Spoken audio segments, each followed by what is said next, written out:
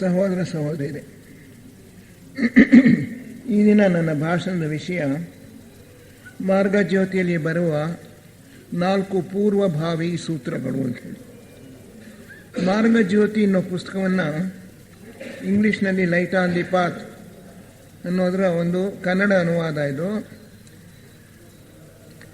ಇದು ಬಹಳ, ಇದರಲ್ಲಿ ಹಲವಾರು ನಿಯಮಗಳನ್ನು ಕೊಟ್ಟಿದ್ದಾರೆ ಗುರುಗಳ ಶಿಷ್ಯರಿಗಾಗಿ, ಜೀವನ್ಮುಕ್ತ ಗುರುಗಳ ಶಿಷ್ಯರಿಗಾಗಿ ಹಲವಾರು ನಿಯಮಗಳನ್ನು, ಜೀವನದಲ್ಲಿ ಅವರು ಅನುಸರಿಸಬೇಕಾದ ನಿಯಮಗಳನ್ನು ಹಾಕಿಕೊಟ್ಟಿದ್ದಾರೆ. ಮೂಲತಃ ಇದರಲ್ಲಿ 30 ನಿಯಮಗಳಿದ್ದು, ಮೊದಲನೆಯ ಭಾಗದಲ್ಲಿ 15, ಕೊನೆಯ ಭಾಗದಲ್ಲಿ 15. ಅದರ ಕಾಲವನ್ನು ನಿರ್ಧರಿಸೋದಕ್ಕೆ ಸಾಧ್ಯ ಇಲ್ಲ, ಬಹಳ ಪುರಾತನ ಕಾಲದ ಕೃತಿ ಅಂತ ಹೇಳಿ ಲೆಡ್ಬಿಟರ್ ಮತ್ತು ಆನಿ ಬೆಸೆಂಟ್ ರವರು ಬರೆದಿದ್ದಾರೆ. ಅದು ತಾಳೆಯ ಗರಿಯಲ್ಲಿ ಅಡ್ಡಡ್ಡವಾಗಿ ಬರೆದಿತ್ತು. ಒಂದೊಂದು ಗರಿಯಲ್ಲಿ 3 ಸಾಲು, 3 ನಿಯಮಗಳು. 5 ತಾಳೆಯ ಗರಿ 15, ಅದು ಮೊದಲನೆಯ ಭಾಗ. ಇನ್ನು 5 ತಾಳೆಯ ಗರಿಯಲ್ಲಿ 15 ಸೂತ್ರಗಳು, ಅದು ಎರಡನೆಯ ಭಾಗ. ಇವುಗಳ ಕಾಲವನ್ನು ನಿರ್ಧರಿಸೋದಕ್ಕೆ ಸಾಧ್ಯ ಇಲ್ಲ. ಕ್ರೈಸ್ಟ್ ಹುಟ್ಟುವುದಕ್ಕೆ ಮುಂಚೆಯೇ ಎಷ್ಟೋ ಪುರಾತನ ಕಾಲದಲ್ಲಿ ಬರೆದಿರೋದು ಅಂತ ಹೇಳಿ ಬರೆದಿದ್ದಾರೆ. ಅದು ಬಹಳ ಪುರಾತನ ಕಾಲದ ಸಂಸ್ಕೃತ ಭಾಷೆಯಲ್ಲಿದೆ, ಈಗಿರುವ ಸಂಸ್ಕೃತ ಅಲ್ಲ, ಬಹಳ ಪುರಾತನ ಕಾಲದ್ದು.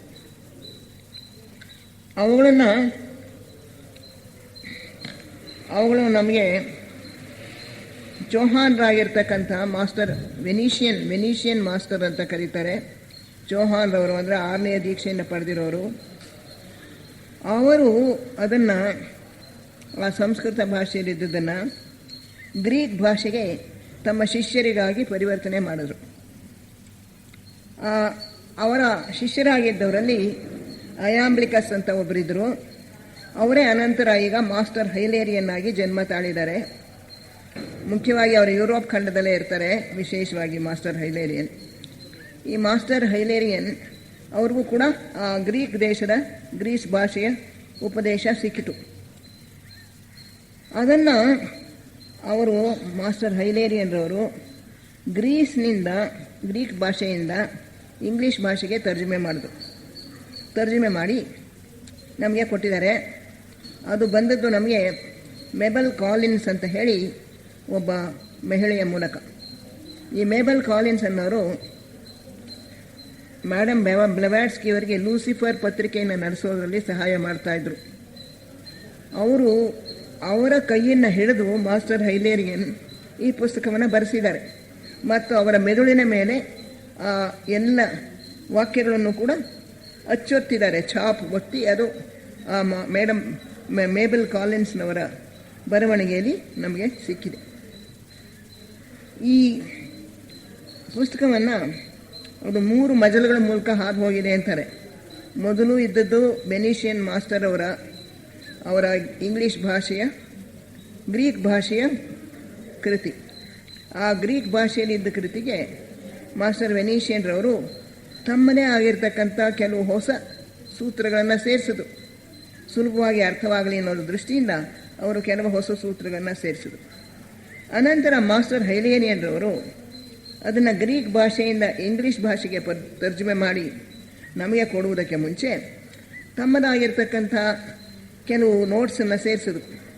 ಹೀಗೆ ಆ ರೂಪದಲ್ಲಿ ಅದು ನಮಗೆ ಸಿಕ್ಕಿದೆ. ಇದು ಗ್ರೀಕ್ ಭಾಷೆಯಲ್ಲಿ ಇತ್ತು, ಅನಂತರ ಇಂಗ್ಲೀಷ್ ಭಾಷೆಗೆ ತರ್ಜುಮೆಯಾಯಿತು.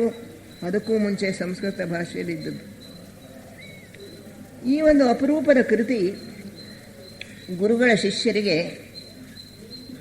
ಒಳಗಿನ ಜೀವನ, ನಮ್ಮ ಅಂತರಂಗ ಜೀವನ ಹೇಗಿರಬೇಕು ಅನ್ನೋದ್ರ ಬಗ್ಗೆ ಮಾರ್ಗದರ್ಶನ ನೀಡುತ್ತೆ. ಇದಕ್ಕೆ 2 ರೀತಿಯ 2 ಮಜಲುಗಳಲ್ಲಿ ಅರ್ಥವನ್ನು ತಿಳ್ಕೋಬೋದು ಅಂತ ಹೇಳಿ ಬರೀತಾರೆ.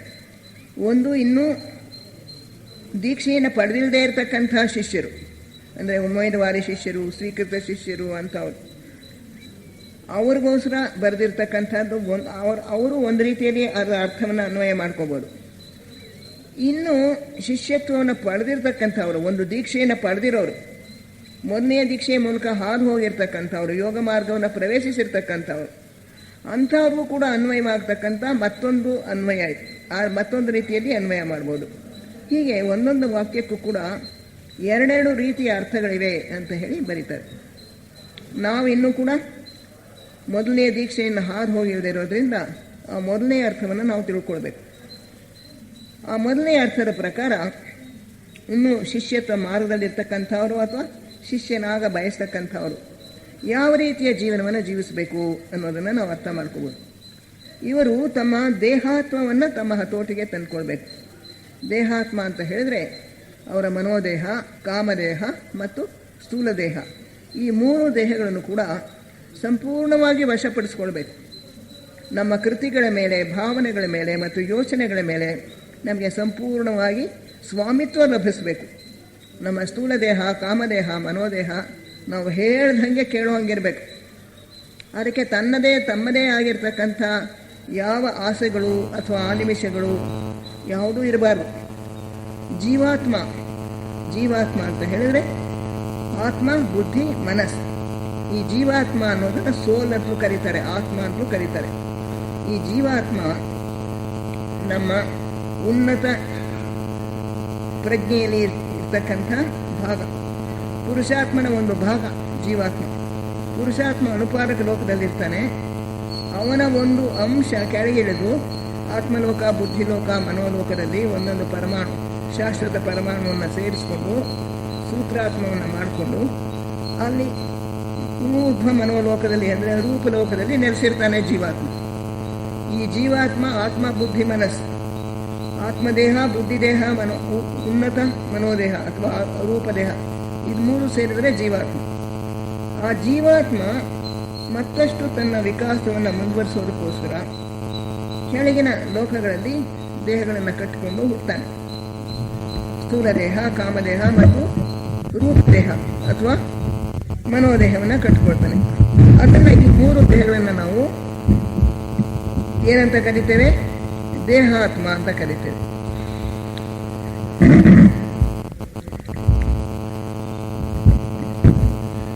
ದೇಹಾತ್ಮ ಜೀವಾತ್ಮನ ಒಂದು ಅಂಶ. ಈ ದೇಹಾತ್ಮ ತನ್ನದೇ ಆಗಿರ್ತಕ್ಕಂಥ ಒಂದು ಸ್ವರೂಪವನ್ನು ಪಡೆದಿದೆ. ಜೀವಾತ್ಮನ ಅಂಶವಾಗಿದ್ರು ಕೂಡ ದೇಹಾತ್ಮ ತಾನು ಜೀವಾತ್ಮನ ಅಂಶ ಅನ್ನೋದನ್ನು ಮರೆತು ಬಿಟ್ಟು ತನ್ನದೇ ಆಗಿರೋ ಒಂದು ವ್ಯಕ್ತಿತ್ವವನ್ನು ರೂಪಿಸ್ಕೊಂಡ್ಬಿಡುತ್ತೆ. ನಮ್ಮ ಸ್ಥೂಲ ದೇಹ ತಾನು ಸುಖವಾಗಿರಬೇಕು ಅಂತ ಬಯಸುತ್ತೆ. ರುಚಿಯಾಗಿರೋ ತಿಂಡಿ ತಿನ್ನಬೇಕು, ಸುಖವಾಗಿರಬೇಕು, ಸೋಮಾರಿಯಾಗಿರಬೇಕು, ಕೆಲಸ ಮಾಡಬಾರ್ದು, ಆರಾಮಾಗಿರಬೇಕು ಅಂತ ಹೇಳಿ ಬಯಸುತ್ತೆ. ಅದೇ ರೀತಿ ನಮ್ಮ ಕಾಮದೇಹ ನಾನಾ ರೀತಿಯಾದ ಭಾವನೆಗಳನ್ನು ಹೊಂದಿರುತ್ತೆ. ಒಂದು ಕ್ಷಣ ಅಹಂಕಾರ, ಒಂದು ಕ್ಷಣ ಕೋಪ, ಒಂದು ಕ್ಷಣ ಸಿಡುಕು, ಇನ್ನೊಂದು ಕ್ಷಣ ಸಂತೋಷ, ಇನ್ನೊಂದು ಕ್ಷಣ ದುಃಖ. ಹೀಗೆ ವಿವಿಧ ಭಾವನೆಗಳನ್ನು ಮೂಲಕ ಹಾದು ಹೋಗ್ತಾ ಇರುತ್ತೆ ನಮ್ಮ ಕಾಮದೇಹ. ಅದಕ್ಕೆ ಭಾವನೆಗಳು ಬದಲಾಗ್ತಾ ಇರಬೇಕು. ನಮ್ಮ ರೂಪದೇಹ ಅಥವಾ ಮನೋದೇಹ ತಾನು ಹೆಚ್ಚು ಅಂತ ಹೇಳಿ ಅದು ಭ್ರಮಿಸ್ಕೊಳ್ಳುತ್ತೆ. ನಾನು ಅನ್ನೋದನ್ನು ಭದ್ರವಾಗಿ ಪ್ರತಿಷ್ಠಾಪನೆ ಮಾಡ್ಕೊಂಡ್ಬಿಟ್ಟಿರುತ್ತೆ. ನಾನು ಇತರರಿಂದ ಪ್ರತ್ಯೇಕ ಅನ್ನೋ ಭಾವನೆಯನ್ನು ಹೊಂದಿರುತ್ತೆ. ಆ ಪ್ರತ್ಯೇಕತೆಯ ಮನೋಭಾವವನ್ನು ಬಲಪಡಿಸ್ಕೊಳ್ತಾ ಹೋಗ್ತಾ ಇರುತ್ತೆ. ಈ ಅಹಂಕಾರ, ನಾನು ಅನ್ನೋ ಒಂದು ಭಾವನೆ, ತನ್ನದೇ ಆಗಿರ್ತಕ್ಕಂಥ ಒಂದು ಪ್ರತ್ಯೇಕತೆಯ ಮನೋಭಾವ, ಇದೆಲ್ಲವೂ ಕೂಡ ನಾವು ನಮ್ಮ ರೂಪದೇಹದಲ್ಲಿ ಕಾಣಬಹುದು. ಇವಿಷ್ಟು ಸೇರಿ ದೇಹಾತ್ಮ. ಈ ದೇಹಾತ್ಮ ಜೀವಾತ್ಮನ ಒಂದು ಅಂಶವಾದರೂ ಕೂಡ ನಾನು ಜೀವಾತ್ಮನ ವಿಕಾಸಕ್ಕೋಸ್ಕರ ಬಂದಿದ್ದೇನೆ, ನಾನು ಅಶಾಶ್ವತ, ಈ ಮೂರು ದೇಹಗಳು ಮರಣವಾದ ನಂತರ ನಾನು ಜೀವಾತ್ಮನಿಗೆ ಹಿಂದಿರುತ್ತೇನೆ ಅನ್ನೋದು ಅಂಶವನ್ನು ಮರ್ತೇ ಬಿಡುತ್ತೆ. ತಾನು ಜೀವಾತ್ಮನ ಒಂದು ಅಂಶ ಅನ್ನೋದನ್ನು ಮರೆತು ಬಿಟ್ಟು ತಾನೇ ಬೇರೆ ಅನ್ನೋ ರೀತಿಯಲ್ಲಿ ವರ್ತಿಸ್ತಾ ಇದೆ. ನಾವೆಲ್ಲರೂ ಕೂಡ ಆ ರೀತಿಯ ಜೀವನವನ್ನು ಜೀವಿಸ್ತಾ ಇದ್ದೀವಿ. ಮನೆ ಕಟ್ಕೋಬೇಕು, ಬ್ಯಾಂಕ್ನಲ್ಲಿ ತುಂಬ ದುಡ್ಡು ಇಟ್ಕೋಬೇಕು, ನಾನು ಇತರರಿಗಿಂತ ಶ್ರೇಷ್ಠ, ನನಗೆ ಎಲ್ಲರೂ ಕೂಡ ಮರ್ಯಾದೆ ಮಾಡಬೇಕು, ನನಗೆ ಉನ್ನತವಾದ ಸ್ಥಾನಮಾನಗಳನ್ನು ಕೊಡಬೇಕು, ಗೌರವ ಸೂಚಿಸಬೇಕು ಇತ್ಯಾದಿಯಾಗಿ ನಮ್ಮ ಮನೋದೇಹ ಬಯಸುತ್ತೆ.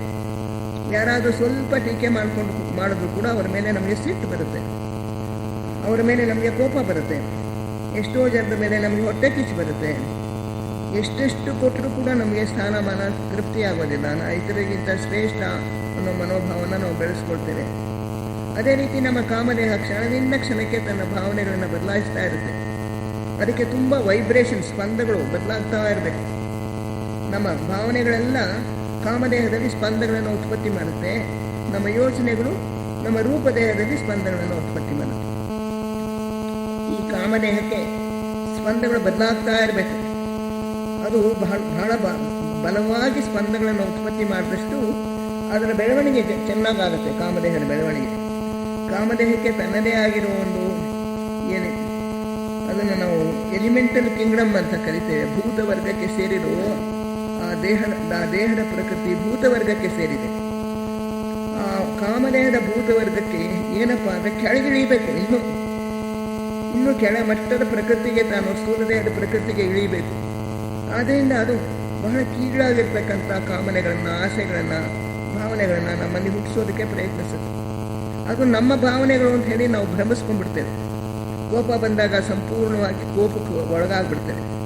ಅದೇ ಪ್ರೀತಿ ಬಂದಾಗ ಪ್ರೀತಿ, ಇನ್ನೊಂದು ಸಲ ಸಂತೋಷ. ಹೀಗೆ ಒಂದು ಕ್ಷಣದಿಂದ ಒಂದು ಕ್ಷಣಕ್ಕೆ ಭಾವನೆಗಳು ಬದಲಾಗೋಕ್ಕೆ ನಾವು ಅವಕಾಶ ಕೊಟ್ಬಿಟ್ಟಿದ್ದೇವೆ. ನಮ್ಮ ಸ್ಥೂಲ ದೇಹಕ್ಕೆ ತನ್ನದೇ ಆಗಿರ್ತಕ್ಕಂಥ ಅದು ಒಂದು ಭೂತವರ್ಗಕ್ಕೆ ಸೇರಿರುತ್ತೆ. ಆ ಸ್ಥೂಲ ದೇಹಕ್ಕೆ ತನ್ನದೇ ಆಗಿರ್ತಕ್ಕಂಥ ಆಸೆಗಳು ಅದೆಲ್ಲ ಇರುತ್ತೆ. ಅದಕ್ಕೆ ಸ್ಪಂದಗಳು ಅದಕ್ಕೆ ಬೇಕು. ಈ ಮೂರು ದೇಹಗಳ ಒಂದು ಆಡಳಿತಕ್ಕೆ ನಾವು ಸಿಕ್ಕಿಕೊಂಡು ಆತ್ಮ ಅನ್ನೋದನ್ನು ನಾವು ಮರೆತು ಬಿಟ್ಟು ಈ ಪ್ರಪಂಚದ ಜಂಜಾಟದಲ್ಲಿ ನಾವು ನರಳುತ್ತಾ ಇದ್ದೇವೆ. ಇದರಿಂದ ಬಿಡಿಸ್ಕೊಳ್ಬೇಕಾದ್ರೆ ಬಹಳ ಇಚ್ಛಾಶಕ್ತಿ ಬೇಕು. ನಾನು ಜೀವಾತ್ಮ ಅನ್ನೋದು ಮೊದಲ ಭಾವನೆ ಬರಬೇಕು. ನಾನು ಈ ದೇಹಾತ್ಮ ಅಲ್ಲ, ಈ ಕೆಳಗಿನ ಮೂರು ದೇಹಗಳಲ್ಲ, ನಾನು ಆತ್ಮನ ಒಂದು ಅಂಶ, ಜೀವಾತ್ಮ ಅನ್ನೋದು ಮೊದಲು ಬರಬೇಕು. ಅನಂತರ ನಾನು ಈ ಜೀವಾತ್ಮನೂ ಅಲ್ಲ, ಈ ಆತ್ಮ ಬುದ್ಧಿ ಮನಸ್ಸುಗಳು ಕೂಡ ನನ್ನ ಪುರುಷಾತ್ಮನ ಅವನ ಒಂದು ಪ್ರತೀಕ, ಅದು ಅವನ ಒಂದು ಪ್ರತಿಬಿಂಬ, ಅವನ ಉಪಯೋಗಕ್ಕೋಸ್ಕರ ಇದೆ. ಇವೆಲ್ಲವೂ ಕೂಡ ಆ ಜೀವಾತ್ಮ ಅಂತ ನಾನು ಅಂದ್ಕೊಂಡಿರೋದು ಕೂಡ ಪುರುಷಾತ್ಮನ ಒಂದು ಅಂಶವೇ. ಪುರುಷಾತ್ಮನ ವಿಕಾಸಕ್ಕೋಸ್ಕರ, ಅವನ ಬೆಳವಣಿಗೆಗೋಸ್ಕರ ನಾನಿದ್ದೇನೆ ಅಂಥೇಳಿ ಜೀವಾತ್ಮ ಪುರುಷಾತ್ಮನಿಗೆ ತನ್ನನ್ನು ತಾನು ಅರ್ಪಿಸ್ಕೊಳ್ಬೇಕು. ಅದು ಮುಂದಿನ ಘಟ್ಟ. ಸದ್ಯದಲ್ಲಿ ನಾವು ಸಾಧಿಸಬೇಕಾದ್ದೇನು ಅಂದರೆ ಈ ಸ್ಥೂಲ ದೇಹ, ಕಾಮದೇಹ, ಮನೋದೇಹ ಇದು ಮೂರು ಕೂಡ ನಾನಲ್ಲ. ನಾನು ಇವುಗಳ ಒಡೆಯ, ನಾನು ಆತ್ಮ, ನಾನು ಜೀವಾತ್ಮ. ಇವು ನನ್ನ ಉಪಕರಣಗಳು. ನನ್ನ ವಿಕಾಸಕ್ಕೋಸ್ಕರ ನಾನೇ ಇವುಗಳನ್ನು ಕಟ್ಕೊಂಡು ಬಂದಿದ್ದೇನೆ. ಇವು ನಾನು ಹೇಳ್ದಂಗೆ ಕೇಳ್ಕೊಂಡಿರಬೇಕು ಅನ್ನೋ ಆ ಒಂದು ಉದ್ದೇಶವನ್ನು ನಾವು ಇಟ್ಕೊಂಡು ಈ ಮೂರು ದೇಹಗಳನ್ನು ಕೂಡ ಪಳಗಿಸ್ಕೊಳ್ಬೇಕು. ಅವನ್ನು ಪರಿಶುದ್ಧವಾಗಿ ಇಟ್ಕೊಳ್ಬೇಕು. ಅವಳ ಸಾಮರ್ಥ್ಯಗಳನ್ನು ಬೆಳೆಸಬೇಕು. ಮನಸ್ಸನ್ನು ಚುರುಕು ಮಾಡ್ಕೋಬೇಕು. ನಮ್ಮ ಕಾಮದೇಹ ಕೆಳಗಿನ ಭಾವನೆಗಳನ್ನು ಬಿಟ್ಟು ಉನ್ನತ ಭಾವನೆಗಳನ್ನು ಮಾತ್ರ ಪೋಷಿಸಬೇಕು. ಸ್ಥೂಲ ದೇಹ ನಾವು ಹೇಳಿದ ಕೆಲಸವನ್ನು ಮಾಡೋದಕ್ಕೆ ತಯಾರಾಗಿರಬೇಕು. ಹೀಗೆ ಇವು ಮೂರಕ್ಕೂ ಶಿಕ್ಷಣ ಕೊಟ್ಟು ಇವುಗಳನ್ನು ಆತ್ಮನ ಉಪಕರಣಗಳನ್ನಾಗಿ ಮಾಡಿಕೊಳ್ಳೋದೇ ನಮ್ಮ ಜೀವನದ ಉದ್ದೇಶ. ನಾವು ಅದಕ್ಕೋಸ್ಕರ ಜನ್ಮ ತಾಳಿದ್ದೇವೆ. ಆದರೆ ಇಲ್ಲಿ ಬಂದಾಗ ಆ ಉದ್ದೇಶವನ್ನು ನಾವು ಮರೆತು ಬಿಡ್ತೇವೆ. ಈಗ ಶಿಷ್ಯನಾಗಬೇಕು ಅಂತ ಹೇಳಿದ್ರೆ, ಗುರುಗಳ ಶಿಷ್ಯನಾಗಬೇಕು ಅಂತ ಹೇಳಿದ್ರೆ, ನಾವು ನಮ್ಮ ದೇಹಾತ್ಮವನ್ನು ಸಂಪೂರ್ಣವಾಗಿ ನಮ್ಮ ವಶಕ್ಕೆ ತಂದುಕೊಳ್ಬೇಕು, ಅದನ್ನು ಸ್ವಾಧೀನಪಡಿಸ್ಕೊಳ್ಬೇಕು. ಆದ್ದರಿಂದ ಈಗ ಈ ಮಾರ್ಗ ಜ್ಯೋತಿ ಇದು ಬಹಳ ಉನ್ನತ ಮಟ್ಟದ ಬೋಧೆಗಳನ್ನ ಒಳಗೊಂಡಿದೆ. ಸಾಧನ ಚತುಷ್ಟಯ ಅದರೊಳಗಿರ್ತಕ್ಕಂಥ ಬೋಧೆಗಳು ಸಾಧಾರಣ ಮನುಷ್ಯರಿಗೆ ಅದನ್ನು ಅವರು ಅನ್ವಯಿಸ್ಕೊಂಡು ಅದರಂತೆ ಜೀವನ ಮಾಡಿದ್ರೆ ಯೋಗ ಮಾರ್ಗದ ಬಾಗಿಲಿಗೆ ಕರ್ಕೊಂಡು ಹೋಗುತ್ತೆ. ಮೊದಲನೇ ದೀಕ್ಷೆವರೆಗೂ ಕೂಡ ಅದು ಸಹಾಯ ಮಾಡುತ್ತೆ. ಮೊದಲನೇ ದೀಕ್ಷೆಯನ್ನು ಪಡ್ಕೊಳ್ಳೋದಕ್ಕೆ ಸಾಧನ ಚತುಷ್ಟಯದ ಬೋಧೆಗಳನ್ನು ಅನುಸರಿಸಬೇಕು. ಅದನ್ನು ಮಾಡಿದ ನಂತರ ಯೋಗ ಮಾರ್ಗವನ್ನು ಪ್ರವೇಶಿಸ್ತಾನೆ ಶಿಷ್ಯನಾಗಿರೋನು. ಮೊದಲನೇ ದೀಕ್ಷೆಯಿಂದ 5ನೇ ದೀಕ್ಷೆವರೆಗೂ ಹೋಗಬೇಕು. ಜೀವನ ಮುಕ್ತನಾಗಬೇಕಾದ್ರೆ 5ನೇ ದೀಕ್ಷೆ ಪಡಿಬೇಕು. ಆ 5ನೇ ದೀಕ್ಷೆಯನ್ನು ಪಡೆಯುವವರೆಗೂ ಕೂಡ ನಮಗೆ ವಾಯ್ಸ್ ಆಫ್ ದಿ ಸೈಲೆನ್ಸ್ ಅಥವಾ ಮೌನವಾಣಿ ಸಹಾಯ ಮಾಡುತ್ತೆ. ಅದರಲ್ಲಿರ್ತಕ್ಕಂಥ ಬೋಧೆಗಳು 5ನೇ ದೀಕ್ಷೆವರೆಗೂ ಕರ್ಕೊಂಡು ಹೋಗಬಲ್ಲವು ಅಂತ ಹೇಳ್ತಾರೆ. ಈ ಮಾರ್ಗ ಜ್ಯೋತಿ ಅನ್ನೋದು ಜೀವನ್ಮುಕ್ತ ಪಡೆದ ನಂತರವೂ ಕೂಡ ಇದು ಉಪಯೋಗ ಬರುತ್ತೆ. ಅದರೊಳಗಿರ್ತಕ್ಕಂಥ ಬೋಧೆಗಳನ್ನು ಬಹಳ ಉನ್ನತ ಮಟ್ಟದಲ್ಲಿ ಅನ್ವಯ ಮಾಡಿಕೊಂಡ್ರೆ ಅದು ಇನ್ನೂ ಮುಂದಕ್ಕೆ ಕರೆದೊಯ್ಯಬಹುದು ಅಂತ ಹೇಳ್ತಾರೆ. ಆದ್ದರಿಂದ ಈ ಮಾರ್ಗ ಜ್ಯೋತಿ ಸಾಧನ ಚತುಷ್ಟಯ ಮತ್ತು ಮೌನವಾಣಿಗಿಂತಲೂ ಕೂಡ ಇನ್ನೂ ಎತ್ತರದ ಮಟ್ಟದ ಬೋಧೆಗಳನ್ನು ಒಳಗೊಂಡಿದೆ. ಇದಕ್ಕೆ 4 ಪೂರ್ವಭಾವಿ ಸೂತ್ರಗಳಿವೆ. ಇವುಗಳನ್ನು ಪ್ರಾರಂಭಿಸೋದಕ್ಕೆ ಮೊದಲು 4 ಪೂರ್ವಭಾವಿ ಸೂತ್ರಗಳನ್ನು ಕೊಟ್ಟಿದ್ದಾರೆ. ಅವುಗಳನ್ನು ನಾನು ಇಲ್ಲಿ ಮೊದಲು ಓದಿ ಅನಂತರ ಅವುಗಳ ವಿಷಯ ನನಗೆ ಎಷ್ಟು ಸಾಧ್ಯವೋ ಅಷ್ಟನ್ನು ಹೇಳೋದಕ್ಕೆ ಪ್ರಯತ್ನಿಸ್ತೇನೆ.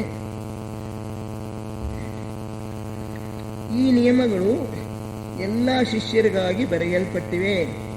ಅವಳಿಗೆ ಲಕ್ಷ್ಯ ಕೊಡು. ಮೊದಲನೇ ನಿಯಮ, ಮೊದಲನೇ ಬೋಧೆ, ಪೂರ್ವಭಾವಿ ಸೂತ್ರಗಳಲ್ಲಿ ಮೊದಲನೇ ಸೂತ್ರ, ಕಣ್ಣುಗಳು ನೋಡುವ ಸಾಮರ್ಥ್ಯವನ್ನು ಪಡೆಯುವುದಕ್ಕೆ ಮುಂಚೆ ಅವು ದುಃಖದಿಂದ ಕಣ್ಣೀರು ಸುರಿಸಲು ಅಶಕ್ತವಾಗಿರಬೇಕು. ಎರಡನೆಯದು, ಕಿವಿಗಳು ಕೇಳಿಸಿಕೊಳ್ಳುವ ಸಾಮರ್ಥ್ಯವನ್ನು ಪಡೆಯುವುದಕ್ಕೆ ಮುಂಚೆ ಅವು ತಮ್ಮ ಸೂಕ್ಷ್ಮತೆಯನ್ನು ಕಳೆದುಕೊಂಡಿರಬೇಕು. ಮೂರನೇ ಸೂತ್ರ, ಧ್ವನಿಯು ಗುರುಗಳ ಸನ್ನಿಧಿಯಲ್ಲಿ ಮಾತನಾಡುವ ಸಾಮರ್ಥ್ಯವನ್ನು ಪಡೆಯುವುದಕ್ಕೆ ಮುಂಚೆ ಅದು ಇತರರನ್ನು ನೋಯಿಸುವ ಶಕ್ತಿಯನ್ನು ಕಳೆದುಕೊಂಡಿರಬೇಕು. ನಾಲ್ಕನೇ ಸೂತ್ರ, ಆತ್ಮನು ಗುರುಗಳ ಸನ್ನಿಧಿಯಲ್ಲಿ ನಿಂತುಕೊಳ್ಳುವ ಸಾಮರ್ಥ್ಯವನ್ನು ಪಡೆಯುವುದಕ್ಕೆ ಮುಂಚೆ ಅವನು ತನ್ನ ಪಾದಗಳನ್ನು ಹೃದಯದ ರಕ್ತದಿಂದ ತೊಳೆದಿರಬೇಕು. ಬಹಳ ಕಠಿಣವಾಗಿರ್ತಕ್ಕಂಥ ನಿಯಮಗಳು. ಇವುಗಳನ್ನು ಪಾಲಿಸಿದ್ರೆ ಮಾತ್ರ ನಾವು ಶಿಷ್ಯತ್ವದಲ್ಲಿ ಮುಂದುವರಿಯೋದಕ್ಕೆ ಸಾಧ್ಯ. ಮೊದಲನೆಯ ದೀಕ್ಷೆ ಅನಂತರ ಮುಂದಿನ ದೀಕ್ಷೆಗಳನ್ನು ಪಡೆದುಕೊಳ್ಳೋದಕ್ಕೆ ಸಾಧ್ಯ. ಮೊದಲನೆಯ ನಿಯಮ ತೆಗೆದುಕೊಳ್ಳೋಣ. ಮೊದಲನೇ ಸೂತ್ರ, ಕಣ್ಣುಗಳು ನೋಡುವ ಸಾಮರ್ಥ್ಯವನ್ನು ಪಡೆಯುವುದಕ್ಕೆ ಮುಂಚೆ ಅವು ದುಃಖದಿಂದ ಕಣ್ಣೀರು ಸುರಿಸಲು ಅಶಕ್ತವಾಗಿರಬೇಕು. ನಮಗೆ ಸ್ವಲ್ಪ ನೋವಾದರೆ ಸಾಕು, ಯಾರಾದರೂ ಒಂದು ಟೀಕೆ ಮಾಡಿದ್ರೆ ಸಾಕು, ಒಂದು ಸ್ವಲ್ಪ ಯಾರಾದ್ರೂ ಈಗ ಮಾಡು ಹಾಗೆ ಮಾಡು ಅಂತ ಹೇಳಿ ನಮ್ಮ ಆತ್ಮಾಭಿಮಾನಕ್ಕೆ ಭಂಗ ಬರೋ ಹಾಗೆ ಮಾತನಾಡಿದ್ರೆ ಕೂಡಲೇ ಕೋಪ ಬಂದ್ಬಿಡುತ್ತೆ. ಸಿಟ್ಟು, ಕೋಪ, ದುಃಖ. ನಮಗೋಸ್ಕರ ನಾವು ಅಳ್ತಾ ಇರ್ತೇವೆ. ನಮಗೆ ಕಾಯಿಲೆ ಬಂದ್ರೂ ನಮಗೆ ಕಣ್ಣಲ್ಲಿ ನೀರು ಬರುತ್ತೆ, ಅಥವಾ ನೋವಾದರೆ ಕಣ್ಣೀರು ಬರುತ್ತೆ. ಯಾರಾದರೂ ಮನೇಲಿ ಅವಸಾನ ಹೊಂದಿದ್ರೆ, ಮರಣ ಹೊಂದಿದ್ರೆ ಅದಕ್ಕೂ ಕಣ್ಣೀರು ಬರುತ್ತೆ. ನಮಗೆ ಬಡತನ ಬಂದ್ಬಿಟ್ರೆ, ಇದಕ್ಕಿದಂಗೆ ಈಗ ಶೇರ್ ಮಾರ್ಕೆಟ್ ಕುಸಿದೋಯ್ತು, ತುಂಬ ಹಣ ನಷ್ಟ ಆಗೋಯ್ತು, ಆವಾಗಲೂ ಕೂತ್ಕೊಂಡು ಅಳ್ತೀವಿ, ನನ್ನ ಗತಿ ಏನಪ್ಪ, ನನ್ನ ವೃದ್ಧಾಪ್ಯಕ್ಕೆ ನಾನೇನು ಮಾಡಲಿ. ಹೀಗೆ ನಮಗೋಸ್ಕರ ನಾವು ಕಣ್ಣೀರು ಸುರಿಸ್ಕೊಳ್ತಾನೇ ಇರ್ತೇವೆ. ಆದರೆ ಬೇರೆಯವ್ರಿಗೋಸ್ಕರ ನಾವು ದುಃಖಾಶ್ರುಗಳನ್ನು ಸುರಿಸೋದಿಲ್ಲ. ಬೇರೆಯವರು ತಮ್ಮ ಕಷ್ಟ ಸುಖ ಹೇಳ್ಕೊಂಡ್ರೆ, ಹೌದು ನನಗೂ ಹಾಗೇನೆ, ಯಾರಾದರೂ ಬಂದು ನಂಗೆ ಹೊಟ್ಟೆ ನೋಯ್ತಾ ಇದ್ದೇನೆ, ಹೌದ್ರಿ ನನಗೂ ಹೊಟ್ಟೆ ನೋವು ಬಂದಿತ್ತೆ ಅಂತ ಹೇಳ್ತೀವಿ. ಅವ್ರು ಹೇಳೋದನ್ನ ಕೇಳಿಸ್ಕೊಡೋದೇ ಇಲ್ಲ ನಾವು. ಅವ್ರಿಗೇನಾದರೂ ಸಾಂತ್ವನ ಬೇಕು ಅಂತ ಅವ್ರಿಗೆ ನಮ್ಮ ಹತ್ರ ಬರ್ತಾರೆ. ಆದರೆ ನಾವು ನಮ್ಮ ಕಷ್ಟ ಅವ್ರಿಗೆ ಹೇಳ್ಕೊಂಡ್ಬಿಟ್ರೆ ಅವ್ರು ಸುಮ್ಮನೆ ಆಗ್ಬಿಡ್ತಾರೆ. ಬೇರೆಯವರ ಕಷ್ಟಕ್ಕೆ ನಾವು ಮರುಗೋದಿಲ್ಲ, ನಮ್ಮ ಕಷ್ಟಕ್ಕೆ ನಾವು ಮರುಗ್ತೇವೆ, ಕಣ್ಣೀರು ಸುರಿಸ್ತೇವೆ. ಆದರೆ ಯೋಗ ಮಾರ್ಗ ಪ್ರವೇಶ ಮಾಡಬೇಕು ಅಂತ ಹೇಳಿದವರು ತಮಗೆ ತಾವು ಅಳೋದನ್ನು, ಕಣ್ಣೀರು ಸುರಿಸೋದನ್ನು, ತಮ್ಮ ಕಷ್ಟಗಳಿಗೆ ತಾವು ಮರುಗೋದನ್ನು ನಿಲ್ಲಿಸ್ಬಿಡ್ಬೇಕು. ಅಂದರೆ ಈ ದೇಹಾತ್ಮ ಅನ್ನೋದನ್ನು ಸಂಪೂರ್ಣವಾಗಿ ನಾಶಪಡಿಸ್ಕೊಳ್ಬೇಕು. ತಾನು ಇತರರಿಂದ ಪ್ರತ್ಯೇಕ ಅನ್ನೋ ಆ ಮನೋಭಾವ ಹೊರಟು ಹೋಗ್ಬೇಕು. ಮೇಬಲ್ ಕಾಲಿನ್ಸ್ ಅನ್ನೋರು ಈ ಪುಸ್ತಕವನ್ನು ಬರೆದವರು. ಅವರು ಕೂಡ ಬಹಳ ಯೋಗ ಮಾರ್ಗದಲ್ಲಿ ಉನ್ನತ ಮಟ್ಟಕ್ಕೆ ಏರ್ತಕ್ಕಂಥವರು. ಅವರು ಸ್ವತಃ ತಮ್ಮದೇ ಆಗಿರೋ ವ್ಯಾಖ್ಯಾನಗಳನ್ನು ಬರೆದಿದ್ದಾರೆ ಈ ಪುಸ್ತಕಕ್ಕೆ. ಅದಲ್ಲದೆ ನಮಗೆ ಲೆಡ್ಬೀಟರ್ ಮತ್ತು ಆನಿ ಬೆಸೆಂಟ್ರು ಕೂಡ ವ್ಯಾಖ್ಯಾನಗಳನ್ನು ಬರೆದಿದ್ದಾರೆ. ಅದು ಮಾರ್ಗ ಜ್ಯೋತಿ ವ್ಯಾಖ್ಯಾನಗಳು ಅಂತ ಹೇಳಿ ಮೊದಲನೆಯ ಭಾಗ ಈಗಾಗಲೇ ರಾಚಪ್ನವರು ಹಿಂದೆನೇ ಬರೆದಿದ್ದಾರೆ. ಎರಡನೆಯ ಭಾಗವನ್ನು ಕೂಡ ಈಗ ತರ್ಜುಮೆ ಮಾಡಿ ನಾವು ಪ್ರೆಸ್ಗೆ ಕೊಡೋದ್ರಲ್ಲಿದ್ದೇವೆ. ಆ ವ್ಯಾಖ್ಯಾನಗಳಲ್ಲದೆ ಮೇಬಲ್ ಕಾಲಿನ್ಸ್ರವರ ವ್ಯಾಖ್ಯಾನಗಳು ಲೂಸಿಫರ್ ಪತ್ರಿಕೆಯಲ್ಲಿ ಪ್ರಕಟವಾಗಿತ್ತು ಅನೇಕ ವರ್ಷಗಳ ಹಿಂದೆ. ಕಾಮೆಂಟ್ಸ್ ಅಂತ ಹೇಳಿ ಆ ಲೇಖನಗಳಲ್ಲಿ ಮೇಬಲ್ ಕಾಲಿನ್ಸ್ ಬರೆದಿರೋ ವ್ಯಾಖ್ಯಾನಗಳು ಪ್ರಕಟವಾಗಿದ್ದವು. ಅದು ಈಗಲೂ ಕೂಡ ನಮಗೆ ಬೇರೆ ಪುಸ್ತಕದ ರೂಪದಲ್ಲಿ ಇದೆಯೋ ಇಲ್ವೋ ನನಗೆ ಗೊತ್ತಿಲ್ಲ, ಇಂಟರ್ನೆಟ್ನಲ್ಲಿ ಲಭ್ಯವಾಗಿವೆ. ಆ ಕಾಮೆಂಟ್ಸ್ ಅನ್ನೋದಲ್ಲಿ ಮೇಬಲ್ ಕಾಲಿನ್ಸ್ ಬರೀತಾರೆ, ಈ 4 ಸೂತ್ರಗಳು ಕೂಡ ನಮ್ಮ ಆಸ್ಟ್ರಲ್ ಲೈಫ್ಗೆ ಸಂಬಂಧಿಸಿದೆ. ಅಂದರೆ ನಮ್ಮ ಕಾಮದೇಹದ ಜೀವನಕ್ಕೆ ಸಂಬಂಧಿಸಿದೆ. ನಮ್ಮ ಕಾಮದೇಹ ನಾವು ಸುಮಾರಾಗಿ ಬೆಳೆಸ್ಕೊಂಡಿದ್ದೇವೆ. ರಾತ್ರಿ ಕಾಲದಲ್ಲಿ ನಿದ್ದೆ ಮಾಡುವಾಗ ನಾವು ಪ್ರಜ್ಞೆ ಕಾಮದೇಹಕ್ಕೆ ಹೋಗುತ್ತೆ. ಆ ಕಾಮದೇಹ ಕಾಮಲೋಕದಲ್ಲಿ ಓಡಾಡಿಕೊಂಡು ಕೆಲಸ ಮಾಡಿಕೊಂಡು ಇರೋದಕ್ಕೆ ಶಕ್ತವಾಗಿದೆ ನಮ್ಮ ಬೆಳವಣಿಗೆ ಮಟ್ಟದಲ್ಲಿ.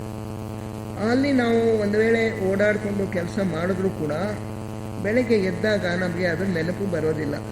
ಯಾಕೆಂದರೆ ಕಾಮದೇಹಕ್ಕೆ ತನ್ನದೇ ಆಗಿರ್ತಕ್ಕಂಥ ಚಕ್ರಗಳಿವೆ. ನಮ್ಮ ಸ್ಥೂಲ ದೇಹದಲ್ಲಿ ಪ್ರಾಣಮಯ ಕೋಶದಲ್ಲಿ ನಮ್ಮ ಚಕ್ರಗಳಿವೆ, 7 ಚಕ್ರಗಳಿವೆ ಅಂತ ಎಲ್ರಿಗೂ ಸಾಧಾರಣವಾಗಿ ಗೊತ್ತು. ಆ 7 ಚಕ್ರಗಳು ಅದಕ್ಕೆ ಕರೆಸ್ಪಾಂಡಿಂಗ್ ಆಗಿ ಅನುರೂಪವಾಗಿ ಕಾಮದೇಹದಲ್ಲೂ ಕೂಡ ಚಕ್ರಗಳಿವೆ. ಈ ಚಕ್ರಕ್ಕೂ ಆ ಚಕ್ರಕ್ಕೂ, ಕಾಮದೇಹದ ಚಕ್ರಗಳಿಗೂ ನಮ್ಮ ಪ್ರಾಣಮಯ ಕೋಶದಲ್ಲಿರೋ ಚಕ್ರಗಳಿಗೂ ಕನೆಕ್ಟಿಂಗ್ ಲಿಂಕ್ ಎಸ್ಟಾಬ್ಲಿಷ್ ಮಾಡಿಕೊಂಡ್ರೆ, ಅವುಗಳ ಮಧ್ಯೆ ಇರೋ ಸಂಬಂಧವನ್ನು ನಾವು ಏರ್ಪಡಿಸ್ಕೊಂಡ್ರೆ ಆಗ ನಮಗೆ ನಾವು ನಿದ್ದೆಯಲ್ಲಿ ಕಾಮದೇಹದಲ್ಲಿ ಏನೇನು ಮಾಡಿದ್ವಿ ಅನ್ನೋದು ನೆನಪು ಬರೋದಕ್ಕೆ ಸಾಧ್ಯ ಆಗುತ್ತೆ. ಆದರೆ ಸದ್ಯದಲ್ಲಿ ಆ ಚಾನಲ್ ಅಥವಾ ನಾಲೆ, ಆ ಕೊಂಡಿ ನಮ್ಮಲ್ಲಿ ಇನ್ನೂ ಏರ್ಪಟ್ಟಿಲ್ಲ. ಅದು ಏರ್ಪಡಬೇಕಾದ್ರೆ ಕುಂಡಲಿನಿ ಶಕ್ತಿ ಸ್ವಲ್ಪ ಎಬ್ಬಿಸ್ಕೊಳ್ಬೇಕು, ಅತೀಂದ್ರಿಯ ಶಕ್ತಿ ಬೆಳಿಬೇಕು. ಕುಂಡಲಿನಿ ಶಕ್ತಿನ ಬೆಳೆಸ್ಕೊಳ್ಳೋದು, ನಾವಾಗಿ ಪ್ರಯತ್ನಪಟ್ಟು ಬೆಳೆಸ್ಕೊಳ್ಳೋದು ತುಂಬ ಅಪಾಯ. ಅದರಿಂದ ಬುದ್ಧಿ ಭ್ರಮಣೆ ಆಗ್ಬೋದು, ಪ್ಯಾರಾಲಿಸಿಸ್ ಆಗ್ಬೋದು, ನಾನಾ ತರಹ ಅಪಾಯಗಳು ಬಹಳ ಸಂಬಂಧ ಇದೆ. ನಮ್ಮ ಜೀವನ ಪರಿಶುದ್ಧವಾಗುವವರೆಗೂ ನಮ್ಮ ಸ್ಥೂಲ ದೇಹ, ಕಾಮದೇಹ, ಮನೋದೇಹಗಳು ಸಂಪೂರ್ಣವಾಗಿ ಪರಿಶುದ್ಧವಾಗಿದ್ದುಕೊಂಡು ಜೀವಾತ್ಮನ ಹತೋಟಿಗೆ ಒಳಪಡುವವರೆಗೂ ಕೂಡ ಈ ಕುಂಡಲಿನಿ ಶಕ್ತಿಯನ್ನು ಎಬ್ಬಿಸೋದು ಬಹಳ ಅಪಾಯಕರ. ನಾವು ಒಂದು ಪರಿಶುದ್ಧವಾದ ಜೀವನವನ್ನು ಜೀವಿಸೋದಕ್ಕೆ ಪ್ರಾರಂಭಿಸಿದ ಮೇಲೆ ಗುರುಗಳೇ ಸ್ವತಃ ನಮಗೆ ಆ ಕುಂಡಲಿನಿ ಶಕ್ತಿಯನ್ನು ಎಬ್ಬಿಸ್ಕೊಳ್ಳೋ ಮಾರ್ಗವನ್ನು ಸೂಚಿಸ್ತಾರೆ. ಆ ರೀತಿ ಲೆಡ್ಬೀಟರ್ ಅವರು ಧ್ಯಾನ ಮಾಡ್ತಾ ಇದ್ದಾಗ ಅಲ್ಲಿ ಮಾಸ್ಟರ್ ಕಾಣಿಸ್ಕೊಂಡು, ನೀನು ಮಾಡ್ತಾ ಇರೋ ಧ್ಯಾನವನ್ನು ಸ್ವಲ್ಪ ಬದಲಾಯಿಸ್ಕೊ, ಹೀಗೆ ಮಾಡು, ನಿನಗೆ ಕುಂಡಲಿನಿ ಶಕ್ತಿ ಹೇಳುತ್ತೆ ಅಂತ ಹೇಳಿ ನಿಂತ್ಕೊಂಡು ಸ್ವತಃ ಮಾರ್ಗದರ್ಶನ ಮಾಡಿ ಆ ಕುಂಡಲಿನಿ ಶಕ್ತಿಯನ್ನು ಎಬ್ಬಿಸೋದಕ್ಕೆ ಸಹಾಯ ಮಾಡಿ. ಹಾಗೆ ಅವರ ನೇತೃತ್ವದಲ್ಲಿ ನಾವು ಈ ಕುಂಡಲಿನಿ ಶಕ್ತಿಯನ್ನು ಎಬ್ಬಿಸಬೇಕೇ ಹೊರತು ಸ್ವತಃ ನಾವು ಪ್ರಯತ್ನ ಪಡಬಾರ್ದು. ಅದರಲ್ಲಿರೋ ಚಕ್ರಗಳು, ನಮ್ಮ ಪ್ರಾಣಮಯ ಕೋಶ ಚಕ್ರಗಳು ಪರಸ್ಪರ ಸಂಬಂಧ ಹೊಂದಿದ ಮೇಲೆ ಕಾಮದೇಹದಲ್ಲಿ ನಾವು ಏನು ಮಾಡ್ತಾ ಇದ್ದೇವೆ ಅನ್ನೋದು ನಮಗೆ ಸ್ಥೂಲ ದೇಹದ ಮೆದುಳಿಗೆ ಜ್ಞಾಪಕ ಬರುತ್ತೆ. So then there will be an unbroken consciousness. ನಮ್ಮ ಪ್ರಜ್ಞೆ ಜಾಗೃತ ಅವಸ್ಥೆಯಲ್ಲಿ ಮತ್ತು ನಿದ್ರೆ ಅವಸ್ಥೆಯಲ್ಲಿ ಬೇರೆ ಬೇರೆ ಆಗೋದಿಲ್ಲ, ಒಂದೇ ಪ್ರಜ್ಞೆ ಎಲ್ಲ ಕಾಲದಲ್ಲೂ ಇರುತ್ತೆ. ನಮಗೆ ಕಾಮದೇಹದಲ್ಲಿ ಆಗ್ತಾ ಇರತಕ್ಕಂಥದ್ದೆಲ್ಲವೂ ಕೂಡ ಸ್ಥೂಲ ದೇಹದ ಮೆದುಳಿಗೂ ಕೂಡ ಜ್ಞಾಪಕ ಬರ್ತಾ ಇರುತ್ತೆ, ಗೊತ್ತಿರುತ್ತೆ. ಈ ಒಂದು ಮಟ್ಟವನ್ನು ನಾವು ಮುಟ್ಟೋವರೆಗೂ ಕೂಡ ಆ ಕುಂಡಲಿನಿ ಶಕ್ತಿ ಇರೋದೇ ನಮಗೆ ಒಳ್ಳೆಯದು, ಕ್ಷೇಮ. ಯಾಕೆಂದರೆ ಅದನ್ನು ನಾವು ಬಲವಂತವಾಗಿ ಎಬ್ಬಿಸ್ಕೋಬೋದು. ಕುಂಡಲಿನಿ ಯೋಗ, ಹಠಯೋಗ, ಗುಂಬಕ ಇತ್ಯಾದಿಗಳನ್ನು ಮಾಡಿ ಬಲವಂತವಾಗಿ ಕುಂಡಲಿನಿ ಶಕ್ತಿನ ಎಬ್ಬಿಸೋದಕ್ಕೆ ಸಾಧ್ಯ.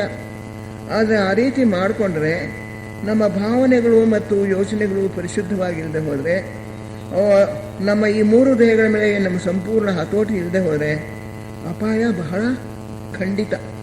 ಕೆಲವರು ಹುಚ್ಚಿಡಿಯುತ್ತೆ, ಮತ್ತು ಕೆಲವರಿಗೆ ಪಾರ್ಶ್ವವಾಯು ಬಿಡದಿರುತ್ತೆ. ಅವರ ಪ್ರಗತಿ ಮತ್ತು ವಿಕಾಸ ಬಹಳ ಕುಂಠಿತವಾಗಿಬಿಡುತ್ತೆ, ಬಹಳ ನಿಧಾನ ಆಗಿಬಿಡುತ್ತೆ. ಪುನಃ ನಾರ್ಮಲ್ ಸ್ಟೇಟಿಗೆ ಬರೋದೇ ಕಷ್ಟ. ಆದ್ದರಿಂದ ಅಂಥ ಕೆಲಸವನ್ನು ನಾವು ಮಾಡೋದಕ್ಕೆ ಹೋಗಬಾರ್ದು, ಬಲವಂತವಾಗಿ ಕುಂಡಲಿಯನ್ನು ಎಬ್ಬಿಸಬಾರ್ದು. ನನಗೆ ಗೊತ್ತಿದ್ದಂಗೆ ಒಬ್ಬ ಹುಡುಗ, ಅವನಿಗೆ ಫೈನಲ್ ಇಯರ್ ಇಂಜಿನಿಯರಿಂಗ್ನಲ್ಲಿದ್ದ. ಮಲ್ಲೇಶ್ವರದಲ್ಲಿ ನಾವಿದ್ದ ಮನೆ, ಬಾಡಿಗೆ ಮನೆ ಓನರ್ ಆಗಿದ್ದರು ಅವ್ರ ಮಗ. ಫೈನಲ್ ಇಯರ್ ಇಂಜಿನಿಯರಿಂಗ್ ಇದ್ದವನು ಕುಂಡಲಿನಿ ಕಲ್ತ್ಕೊಂಡು ಯಾರ ಹತ್ರನೋ ಅದನ್ನು ಎಬ್ಬಿಸೋದಕ್ಕೆ ಪ್ರಯತ್ನ ಪಟ್ಟು ತಳತಳಕ್ಕಾಗಿ ನಿಂತ್ಕೊಂಡು ಅದರಲ್ಲಿ ಕುಂಭಕ ಎಲ್ಲ ಮಾಡಿಬಿಟ್ಟು ಅವನಿಗೆ ಬುದ್ಧಿ ಭ್ರಮಣೆ ಆಗೋಯ್ತು. ಫೈನಲ್ ಇಯರ್ನಲ್ಲಿದ್ದವನು, ಅವನ ಹೆಂಡತಿ ಬೇರೆ ಇದ್ಲು, ಒಂದು ಮಗು ಇತ್ತು. ಹುಚ್ಚಿಡಿದ್ಬಿಡ್ತು, ಬೀದಿಯೆಲ್ಲ ಸುಮ್ಮನೆ ಕೂತ್ಕೊಂಡು ತಿರುಗಾಡ್ತಾ ಇತ್ತು. ಅದರಿಂದ ಅಂಥ ಒಂದು ದುರವಸ್ಥೆಗೆ ನಾವು ಹೋಗಬಾರ್ದು. ಕುಂಡಲಿನಿಯನ್ನು ಎಬ್ಬಿಸೋದಕ್ಕೆ ಪ್ರಯತ್ನಿಸಬಾರ್ದು, ಪರಿಶುದ್ಧವಾಗಿರಬೇಕು. ಯಾಕೆಂದರೆ ಅದು ಎದ್ದಾಗ ನಮ್ಮ ಸದ್ಗುಣಗಳು ಪುಷ್ಟವಾಗೋದಲ್ಲದೆ ದುರ್ಗುಣಗಳು ಕೂಡ ಬಲವಾಗಿಬಿಡುತ್ತೆ. ಯಾವುದಾದ್ರೂ ಒಂದು ಸ್ವಲ್ಪ ವೀಕ್ನೆಸ್ ಇದ್ರೂ ಕೂಡ ಸಾಕು, ದೌರ್ಬಲ್ಯ ಇದ್ರೂ ಅದೂ ಮ್ಯಾಗ್ನಿಫೈ ಆಗಿಬಿಡುತ್ತೆ, ಸಿಕ್ಕಾಪಟ್ಟೆ ಜಾಸ್ತಿ ಆಗಿಬಿಡುತ್ತೆ. ಸ್ವಲ್ಪ ಲೈಂಗಿಕ ಆಸೆ ಇದ್ದರೆ ಅದು ವ್ಯಭಿಚಾರ ಮನೋಭಾವ ಬಂದ್ಬಿಡುತ್ತೆ. ಅಥವಾ ಸ್ವಲ್ಪ ಆಸೆ ಜಾಸ್ತಿ ಇತ್ತು ಅಂತಂದರೆ ಅದು ವಿಪರೀತ ಜಾಸ್ತಿ ಆಗಿಬಿಡುತ್ತೆ. ಹೆಂಡ ಕುಡುಕನಾಗ್ಬೋದು, ಏನೇನಾದರೂ ಆಗ್ಬೋದು. ಅದರಿಂದ ಇಂತಹ ಒಂದು ದೌರ್ಬಲ್ಯ ನಮ್ಮಲ್ಲಿ ಯಾವುದಿದ್ರೂ ಕೂಡ ಸ್ವಲ್ಪ ಸಿಡುಕಿದ್ರೆ ಅದು ಅಪಾರವಾದ ಕೋಪವಾಗಿ ಪರಿವರ್ತನೆ ಆಗಿಬಿಡುತ್ತೆ. ಅದರಿಂದ ಕುಂಡಲಿನಿನ ಎಬ್ಸೋಕೆ ಹೋಗಬಾರ್ದು. ಈ ಆಸ್ಟ್ರಲ್ ಸೆನ್ಸಸ್ ನಮ್ಮಲ್ಲಿರ್ತಕ್ಕಂಥ ಕಾಮದೇಹದ ಬೆಳವಣಿಗೆಯನ್ನು ನಾವು ಈಗಲೂ ಕೂಡ ಮಾಡ್ಕೋಬೋದು.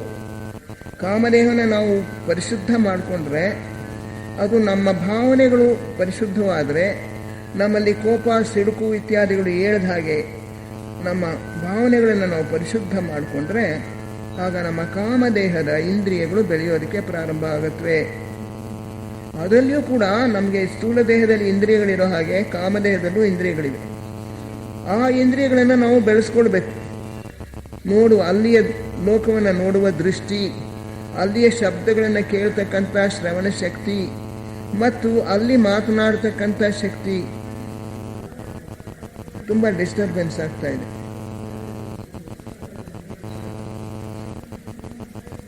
ಮಾತನಾಡಬೇಕಾದವರು ದಯವಿಟ್ಟು ಹೊರಗಡೆ ಹೋಗಿ. ಈ ಕಾಮದೇಹದ ಇಂದ್ರಿಯಗಳನ್ನು ನಾವು ಬೆಳೆಸ್ಕೊಂತು ಅಂತ ಹೇಳಿದ್ರೆ, ಈ ಸೂತ್ರಗಳನ್ನು ನಾವು ಸರಿಯಾಗಿ ಅರ್ಥ ಮಾಡ್ಕೊಳ್ಳೋದಕ್ಕೆ ಸಾಧ್ಯ ಅಂತ ಹೇಳಿ ಮೇಬಲ್ ಕಾಲಿನ್ಸ್ನವ್ರು ಬರೀತಾರೆ.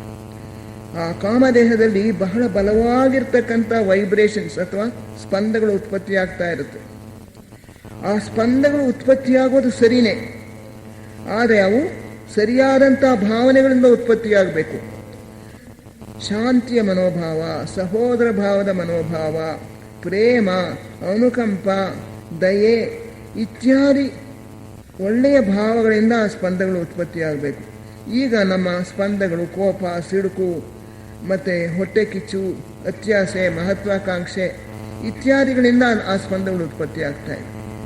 ಈ ಸ್ಪಂದಗಳು ಸರಿಯಾದ ರೀತಿಯಲ್ಲಿ ಉತ್ಪತ್ತಿಯಾಗಬೇಕಾದ್ರೆ ನಮ್ಮ ಭಾವನೆಗಳನ್ನು ನಾವು ಪರಿಶುದ್ಧ ಮಾಡಿಕೊಳ್ಬೇಕು. ನಮ್ಮನ್ನು ನಾವು ವೀಕ್ಷಿಸ್ಕೊಳ್ಳೋದ್ರ ಮೂಲಕ, ಸೇವೆಯಲ್ಲಿ ತೊಡಗಿಸ್ಕೊಳ್ಳೋದ್ರ ಮೂಲಕ ಮತ್ತು ಧ್ಯಾನ ಮಾಡೋದ್ರ ಮೂಲಕ ನಮ್ಮ ಎಲ್ಲ ದುರ್ಗುಣಗಳು, ದೋಷಗಳನ್ನು ಕೂಡ ಕಳ್ಕೊಂಡು ಸದ್ಗುಣಗಳನ್ನು ನಾವು ಬೆಳೆಸ್ಕೊಳ್ಬೇಕು. ಇದನ್ನು ಕ್ಯಾರೆಕ್ಟರ್ ಬಿಲ್ಡಿಂಗ್ ಅಂತ ಹೇಳ್ತೀವಿ. ಸಗುಣಗಳನ್ನು ಮೂಡಿಸ್ಕೊಳ್ತಕ್ಕಂಥದ್ದು ಸುಗುಣಾಭ್ಯಾಸ. ನಮ್ಮಲ್ಲಿ ಕೋಪ ಇತ್ತು ಅಂತ ಹೇಳಿದ್ರೆ ಶಾಂತಿ, ತಾಳ್ಮೆ ಅವುಗಳ ಬಗ್ಗೆ ನಾವು ಧ್ಯಾನ ಮಾಡಬೇಕು. ಅದೇ ರೀತಿ ತಡಕ್ಕಂತ ಮಾತನಾಡೋದು ಮತ್ತು ಬೇರೆಯವರ ಮನಸ್ಸನ್ನು ನೋಯಿಸೋದು ಈ ಅಭ್ಯಾಸ ಇದ್ದರೆ ಧ್ಯಾನ ಕಾಲದಲ್ಲಿ ನಾವು ಮಾತಿನ ಮೇಲೆ ಹತೋಟಿಯನ್ನು ಪಡ್ಕೊಳ್ಬೇಕು ಅಂತ ಹೇಳಿ ಚಿಂತಿಸಬೇಕು. ಅನಂತರ ನಾವು ಜೀವಿಸುವಾಗ ಕೂಡ ಪ್ರತಿದಿನದ ಜೀವಿತದಲ್ಲಿ ನಮ್ಮ ಮಾತನ್ನು ವೀಕ್ಷಿಸ್ಕೊಳ್ತಾ ಇರಬೇಕು. ನಾವು ಎಂಥ ಮಾತನಾಡ್ತೇವೆ, ಬೇರೆಯವರ ಮನಸ್ಸು ನೋಯೋ ಹಾಗಾಗಿ ನಾನು ಮಾತಾಡ್ತೀನಿಯೇ, ಅವರ ಭಾವನೆಗಳಿಗೆ ನಾನು ಏಟು ಕೊಡ್ತಾ ಇದ್ದೀನಿಯೇ, ಪೆಟ್ಟು ಕೊಡ್ತಾ ಇದ್ದೀನಿಯೇ, ಇದನ್ನೆಲ್ಲ ನಾವು ನೋಡ್ಕೋಬೇಕು. ನನ್ನ ಅಹಂಕಾರ ನನ್ನ ಮಾತಿನಲ್ಲಿ ವ್ಯಕ್ತವಾಗ್ತಾ ಇದೆಯೇ. ಮಾತು ಅನ್ನೋದು ಬಹಳ ಮೃದುವಾಗಿರಬೇಕು, ನಯವಾಗಿರಬೇಕು, ಸತ್ಯವಾದ ನುಡಿಯಾಗಿರಬೇಕು, ಪ್ರಿಯವಾದ ನುಡಿಯಾಗಿರಬೇಕು. ಮಾತು ಬಲ್ಲವನಿಗೆ ಜಗಳವಿಲ್ಲ, ಊಟ ಬಲ್ಲವನಿಗೆ ರೋಗವಿಲ್ಲ ಅಂತ ಗಾದೆ. ಆದ್ದರಿಂದ ಈ ಮಾತಿನ ಮೇಲೆ ನಮಗೆ ಹತೋಟಿ ಬರಬೇಕಾದ್ರೆ ನಮ್ಮ ಭಾವನೆಗಳು ಪರಿಶುದ್ಧವಾಗಬೇಕು. ನಮ್ಮಲ್ಲಿ ಅಹಂಕಾರ ಇರಬಾರ್ದು, ಪ್ರತ್ಯೇಕತೆಯ ಮನೋಭಾವ ಇರಬಾರ್ದು. ಇತರರ ಭಾವನೆಗಳನ್ನು ಅರ್ಥ ಮಾಡಿಕೊಳ್ಳುವಂಥ ಸೂಕ್ಷ್ಮತೆ ಬೆಳಿಬೇಕು. ನಾನು ಇಂಥ ಮಾತಾಡಿದ್ರೆ ಅವನ ಮನಸ್ಸಿಗೆ ಎಷ್ಟು ನೋಯುತ್ತೆ, ಅವನು ಎಷ್ಟು ನೊಂದ್ಕೊಳ್ತಾನೆ, ಆದ್ದರಿಂದ ನಾನಂಥ ಮಾತನಾಡಬಾರ್ದು. ಅದು ಸತ್ಯವಾಗಿದ್ದರೂ ಕೂಡ ನಾವು ಆ ನುಡಿಯನ್ನು ನುಡಿಬಾರ್ದು. ಕೆಲವು ಸಲ ನಾವು ಇತರರಿಗೆ ಶಿಕ್ಷಣ ಕೊಡುವಂಥ ಒಂದು ಸ್ಥಾನದಲ್ಲಿರ್ತೇವೆ. ಗುರುಗಳು ತಮ್ಮ ಶಿಷ್ಯರಿಗೆ ಶಿಕ್ಷಣ ಕೊಡಬೇಕಾಗತ್ತೆ. ಅದೇ ರೀತಿ ತಂದೆ ತಾಯಿ ಮಕ್ಕಳಿಗೆ ಬುದ್ಧವಾದ ಹೇಳಬೇಕಾಗತ್ತೆ.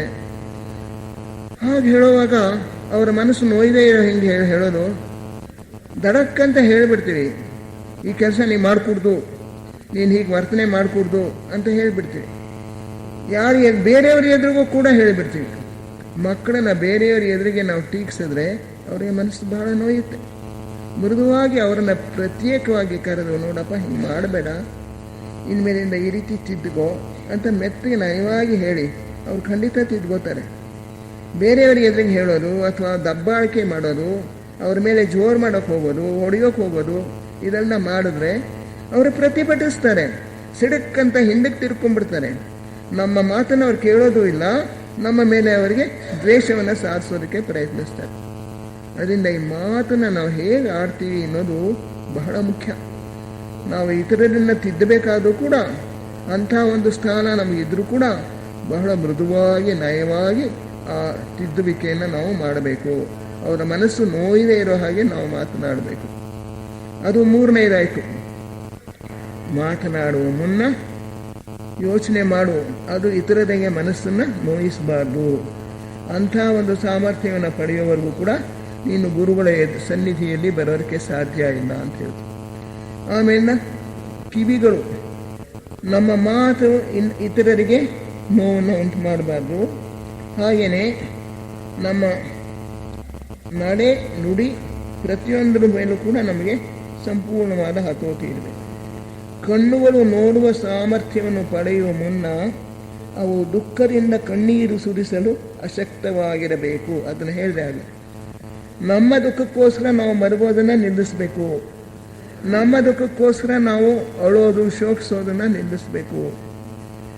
ಬೇರೆಯವರ ದುಃಖಕ್ಕೆ ನಾವು ಹೋಗೊಡಬೇಕು. ಸದಾ ಅವರ ಕಷ್ಟಗಳನ್ನು ಅರಿತುಕೊಳ್ಳೋ ಒಂದು ದೃಷ್ಟಿಯನ್ನು ನಾವು ಪಡೆದಿರಬೇಕು. ಅವರ ದುಃಖಕ್ಕೋಸ್ಕರ ನಾವು ಮರಗಬೇಕು, ಅವರ ದುಃಖಕ್ಕೋಸ್ಕರ ನಾವು ಅಳಬೇಕು. ಗುರುಗಳು ಸದಾ ಪ್ರಪಂಚದ ದುಃಖವನ್ನು ಕುರಿತೇ ಆಲೋಚನೆ ಮಾಡ್ತಾ ಇದ್ದಾರಂತೆ. There is so much pain, so much hurt in the world. ದುಃಖ ತುಂಬಿಕೊಂಡಿದೆ ಪ್ರಪಂಚದಲ್ಲಿ. ಕರ್ಮದ ಭಾರ ಸಿಕ್ಕಾಪಟ್ಟೆ, ಕರ್ಮ ದುಷ್ಕರ್ಮ ಇದೆ ಪ್ರಪಂಚಕ್ಕೆ. ಮಾನವ ಕೋಟಿಯ ದುಷ್ಕರ್ಮ ಅದರ ಭಾರವನ್ನು ತಾಳಲಾರದೆ ತತ್ತರಿಸ್ತಾ ಇದೆಯಂತೆ ಮಾನವ ಕೋಟಿ. ಈಗಲೂ ಕೂಡ ಪ್ರಪಂಚದಲ್ಲಿ 100ರಲ್ಲಿ 80 ಜನಕ್ಕಿಂತ ಹೆಚ್ಚು ಜನ ಕಷ್ಟದಲ್ಲೇ ಇದ್ದಾರೆ, ಬಡತನದಲ್ಲೇ ಇದ್ದಾರೆ. ಹೊಟ್ಟೆ ತುಂಬ ಊಟ ಇಲ್ಲ, ಮೈ ತುಂಬ ಬಟ್ಟೆ ಇಲ್ಲ, ವಾಸ ಮಾಡೋಕ್ಕೆ ಮನೆ ಇಲ್ಲ, ಕೈಗೆ ಸಾಕಾದಷ್ಟು ಕಾಸಿಲ್ಲ. ಇಂಥ ಒಂದು ಕಷ್ಟ ಜೊತೆಗೆ ರೋಗ ರುಜಿನಗಳು, ಒಂದು ಮನೆಗಳಿಗೆ ಬರಳುಗಳು, ವಾಸ ಮಾಡೋದಕ್ಕೆ ಸರಿಯಾದ ಜಾಗ ಇಲ್ಲದೆ ಕಾಯಿಲೆಗಳು, ಇವೆಲ್ಲವೂ ಕೂಡ ಪ್ರಪಂಚದಲ್ಲಿ ತುಂಬಿಕೊಂಡಿವೆ. ಸರ್ಕಾರ ಏನೇ ಪ್ರಯತ್ನ ಮಾಡಿದ್ರು ಕೂಡ ಅದು ಶ್ರೀಮಂತರ ಕೈಗೆ ಹಣ ಹೋಗ್ತಾ ಇದೆ ಹೊರತು ಬಡವರ ಕೈಗೆ ಸಿಗ್ತಾ ಇದೆ. ಬಡವರ ಒಂದು ಜೀವನದ ಮಟ್ಟವನ್ನು ಏರಿಸೋದಕ್ಕೆ ಸರ್ಕಾರಕ್ಕೆ ಸಾಧ್ಯ ಆಗ್ತಾ ಇದೆ. ಕೋಟಿಗಟ್ಟಲೆ ಖರ್ಚು ಮಾಡ್ತಾ ಇದ್ದಾರೆ. ಅದೆಲ್ಲವೂ ಕೂಡ ಅಧಿಕಾರಿಗಳ ಜವಾಬ್ದಾರಿ ಮಧ್ಯೆ ಇರ್ತಕ್ಕಂಥ ಮಧ್ಯವರ್ತಿಗಳ ಮೂಲಕ ಅವರಿಗೆ ಎಲ್ಲ ಹೊರಟೋಗ್ಬಿಡುತ್ತೆ. ಎಲ್ಲವನ್ನು ಕೂಡ ಮನುಷ್ಯ ತನ್ನ ಸ್ವಾರ್ಥಕ್ಕೋಸ್ಕರ ದುರುಪಯೋಗ ಮಾಡ್ಕೋತಾ ಇದ್ದಾನೆ. ಅದರಿಂದ ಈ ಸ್ವಾರ್ಥತೆ ಮತ್ತು ತನ್ನ ಅಹಂಕಾರ, ಪ್ರತಿಷ್ಠೆ, ಭೋಗಲಾಲಸೆ ಇವುಗಳೆಲ್ಲವೂ ಕೂಡ ಕಡಿಮೆ ಆಗೋವರೆಗೂ ಕೂಡ ಪ್ರಪಂಚ ಮೇಲಕ್ಕೆ ಏಳೋದಕ್ಕೆ ಸಾಧ್ಯ ಇಲ್ಲ. ಬಡ ಜನರು ಉದ್ಧಾರ ಆಗೋಕ್ಕೆ ಸಾಧ್ಯ ಇಲ್ಲ. ಅದರಿಂದ ಪ್ರಪಂಚದ ಕಷ್ಟಕ್ಕೋಸ್ಕರ ನಾವು ಮರಗಬೇಕು. ಆ ಕಷ್ಟವನ್ನು ಹೋಗಲಾಡಿಸೋದಕ್ಕೆ ನಾನು ಏನು ಮಾಡಬಲ್ಲರೆ ಅಂತ ನಾವು ಚಿಂತಿಸ್ತಾ ಇರಬೇಕು. ಅದರಿಂದ ಈ ಯೋಗ ಮಾರ್ಗವನ್ನು ಪ್ರವೇಶ ಮಾಡೋದಕ್ಕೆ ನಮ್ಮ ಈ ದೇಹಾತ್ಮವನ್ನು ಸಂಪೂರ್ಣವಾಗಿ ನಮ್ಮ ಅಧೀನಕ್ಕೆ ತಂದುಕೊಳ್ಳೋದಕ್ಕೆ ಅತ್ಯುತ್ತಮ ಮಾರ್ಗ ಏನು ಅನ್ನೋದನ್ನು ಆ್ಯನಿ ಬೆಸೆಂಟ್ ಅವರು ಹೇಳ್ತಾರೆ. ಪ್ರಪಂಚದ ದುಃಖದ ಬಗ್ಗೆ ಆಲೋಚನೆ ಮಾಡಿ, ಆಳವಾಗಿ ಆಲೋಚನೆ ಮಾಡಿ. ಈ ಪ್ರಪಂಚದ ದುಃಖವನ್ನು ನಾನು ಹೇಗೆ ಕಡಿಮೆ ಮಾಡೋಕ್ಕೆ ನನ್ನ ಕೈಯಲ್ಲಿ ಏನಿದೆ, ನಾನು ಏನು ಮಾಡೋಕ್ಕೆ ಸಾಮರ್ಥ್ಯ ಪಡೆದಿದ್ದೇನೆ, ನಾನು ಏನು ಮಾಡ್ಬೋದು ಅನ್ನೋದ್ರ ಬಗ್ಗೆ ಆಲೋಚನೆ ಮಾಡಿ. ಮಹಾತ್ಮರು ಸದಾ ಪ್ರಪಂಚದ ದುಃಖದ ಭಾರವನ್ನು ಕಡಿಮೆ ಮಾಡೋದಕ್ಕೋಸ್ಕರವೇ ಶ್ರಮಿಸ್ತಾ ಇದ್ದಾರೆ. ಅವರು ಉನ್ನತ ಮಟ್ಟದಲ್ಲಿ ಕೆಲಸ ಮಾಡ್ತಾರೆ. ಮಾನವರ ಕಾರಣ ದೇಹಗಳ ಮೇಲೆ ಅವರು ಕೆಲಸ ಮಾಡ್ತಾರೆ. ಅವರು ಧ್ಯಾನ ಮಾಡ್ತಾ ಇದ್ದಾರೆ ಅಥವಾ ಕಣ್ಮುಚ್ಕೊಂಡು ಕೂತಿದ್ದಾರೆ, ಸಮಾಧಿಲಿದ್ದಾರೆ ಅಂತ ಹೇಳಿ ನಮಗೆ ತೋಚದಾಗಲೂ ಕೂಡ ಅವರು ಅರೂಪ ಲೋಕದಲ್ಲಿ ಮಾನವರ ಕಾರಣ ದೇಹಗಳಿಗೆ ಶಕ್ತಿಯನ್ನು ಕೊಡ್ತಾ ಇರ್ತಾರಂತೆ. ಹೇಗೆ ಕೋಳಿ ತನ್ನ ಮೊಟ್ಟೆಗಳ ಮೇಲೆ ಕೂತ್ಕೊಂಡು ಅದಕ್ಕೆ ಶಾಖ ಕೊಡುತ್ತೋ, ಆ ಶಾಖ ಇಲ್ಲದೆ ಹೋದರೆ ಮೊಟ್ಟೆಗಳು ಒಡೆಯೋದಕ್ಕೆ ಸಾಧ್ಯ ಇಲ್ಲ. ಮೊಟ್ಟೆಗಳಲ್ಲಿರ್ತಕ್ಕಂಥ ಆ ಕೋಳಿ ಮರಿ ಬಲಿಯೋದಕ್ಕೆ ಸಾಧ್ಯ ಇಲ್ಲ. ಅದಕ್ಕೆ ಶಾಖ ಕೊಟ್ಟು ತಾಯಿ ಕೋಳಿ ಅದಕ್ಕೆ 21 ದಿನಗಳು ಏನೋ ಶಾಖ ಕೊಟ್ಟು ಅದು ಮರಿಯಾಗೋ ಹಾಗೆ ಮಾಡುತ್ತೆ. ಹಾಗೆ ನಮ್ಮ ಕಾರಣದೇಹಗಳಿಗೆ ಶಾಖ ಕೊಡ್ತಾ ಇದ್ದಾರೆ ಮಹಾತ್ಮರು ಅಂತ ನಾವು ಭಾವಿಸ್ಬೋದು. ಅವರು ಉನ್ನತ ಮಟ್ಟದ ಸ್ಪಂದಗಳನ್ನು ಉತ್ಪತ್ತಿ ಮಾಡಿ ಎಲ್ಲ ಕಾರಣದೇಹಗಳಿಗೂ ಹರಿಯೋ ಹಾಗೆ ಮಾಡ್ತಾ ಇದ್ದಾರೆ. ಅವರು ಮೇಲ್ಮಟ್ಟದಲ್ಲಿ ಕೆಲಸ ಮಾಡ್ತಾರೆ, ನಾವು ಕೆಳಮಟ್ಟದಲ್ಲಿ ಮಾಡಬೇಕು. ಸ್ಥೂಲ ದೇಹದಲ್ಲಿ ನಾವು ಏನು ಕೆಲಸ ಮಾಡ್ಬೋದು, ಇತರರ ಕಷ್ಟವನ್ನು ಕಡಿಮೆ ಮಾಡೋದಕ್ಕೆ. ನಮ್ಮ ಕಾಮದೇಹದಲ್ಲಿ ನಾವು ಎಂಥ ಉನ್ನತ ಭಾವನೆಗಳನ್ನು ಸೃಷ್ಟಿ ಮಾಡ್ಬೋದು. ಮನೋಲೋಕದಲ್ಲಿ ನಾವು ಎಷ್ಟು ಒಳ್ಳೆಯ ಯೋಚನೆಗಳನ್ನು ಉತ್ಪತ್ತಿ ಮಾಡ್ಬೋದು. ಆ ಒಳ್ಳೆಯ ಯೋಚನೆಗಳನ್ನು ಉತ್ಪತ್ತಿ ಮಾಡಿ ಅವುಗಳ ಆ ಯೋಚನಾ ರೂಪಗಳನ್ನು ನಾವು ಕಳಿಸ್ತಾ ಇತ್ತು ಅಂದರೆ ಮನುಷ್ಯರ ಮನಸ್ಸಿನ ಯೋಚನೆಗಳ ಮೇಲೆ ಅದು ಪರಿಣಾಮ ಮಾಡುತ್ತೆ. ಯಾರಾದರೂ ಕೋಪದಿಂದ ವರ್ಸಿದ್ರೆ ಅವನಿಗೆ ಶಾಂತಿಯ ಆಲೋಚನೆಗಳನ್ನು ನಾವು ಕಳಿಸ್ಬೋದು. ಆಗ ಶಾಂತಿಯ ಸ್ಪಂದಗಳು ಅವನ ಕಾಮದೇಹವನ್ನು ಪ್ರವೇಶ ಮಾಡಿ ಅವನಲ್ಲಿಯೂ ಕೂಡ ಶಾಂತಿಯ ಮನೋಭಾವವನ್ನು ಉತ್ಪತ್ತಿ ಮಾಡುತ್ತೆ. ಹಾಗೆ ನಾವು ನಮ್ಮ ಕಾಮದೇಹದ ಸ್ಪಂದಗಳ ಮೂಲಕ, ನಮ್ಮ ಮನೋದೇಹದಲ್ಲಿ ನಾವು ಉತ್ಪತ್ತಿ ಮಾಡುವ ಯೋಚನೆಗಳ ಮೂಲಕ ಪ್ರಪಂಚಕ್ಕೆ ನಾವು ಸಹಾಯ ಮಾಡ್ಬೋದು. ದೈಹಿಕವಾಗಿ ಸಹಾಯ ಮಾಡೋಕ್ಕಾಗೋದಷ್ಟೇ ನಾವು ಮಾಡ್ಬೋದು. ದೈಹಿಕವಾಗಿ ಇತರರಿಗೆ ನಾವು ಅವರ ಕಾಯಿಲೆ ಇದ್ದರೆ ಸ್ವಲ್ಪ ಶುಶ್ರೂಷೆ ಮಾಡೋದು, ಹಣ ಇದ್ದರೆ ನಮ್ಮಲ್ಲಿ ಹಣ ಸಹಾಯ ಮಾಡೋದು, ಆರೋಗ್ಯ ಇತ್ತು ಅಂತ ಹೇಳಿದರೆ ಅವರ ಯಾವುದಾದ್ರು ಸ್ಥೂಲ ಕೆಲಸ ಮಾಡಿಕೊಡೋದು. ಅನೇಕರು ಮುದುಕರಿಗೆ ತಮ್ಮ ಕೆಲಸ ಮಾಡ್ಕೊಳಕ್ಕಾಗಲ್ಲ, ಅವರಿಗೆ ಇನ್ನೊಬ್ಬರು ಮಾಡಿಕೊಡ್ಬೇಕಾಗುತ್ತೆ. ಇಂಥ ಕೆಲಸಗಳನ್ನೆಲ್ಲ ನಾವು ದೈಹಿಕವಾಗಿ ಮಾಡ್ಬೋದು. ಆ ರೀತಿ ನನಗೆ ಮಾಡೋದಕ್ಕೆ ಆಗೋಲ್ಲ, ವ್ಯವಧಾನ ಇಲ್ಲ, ನನ್ನಲ್ಲಿ ಹಣ ಇಲ್ಲ, ನನ್ನ ಸವಲತ್ತುಗಳಿಲ್ಲ ಅಂತನ್ನೋರು ಒಳ್ಳೆಯ ಭಾವನೆಗಳನ್ನು ಉತ್ಪತ್ತಿ ಮಾಡೋದ್ರ ಮೂಲಕ ಮತ್ತು ಒಳ್ಳೆಯ ಯೋಚನೆಗಳನ್ನು ಉತ್ಪತ್ತಿ ಮಾಡೋದ್ರ ಮೂಲಕ ಪ್ರಪಂಚಕ್ಕೆ ಸಹಾಯ ಮಾಡ್ಬೋದು.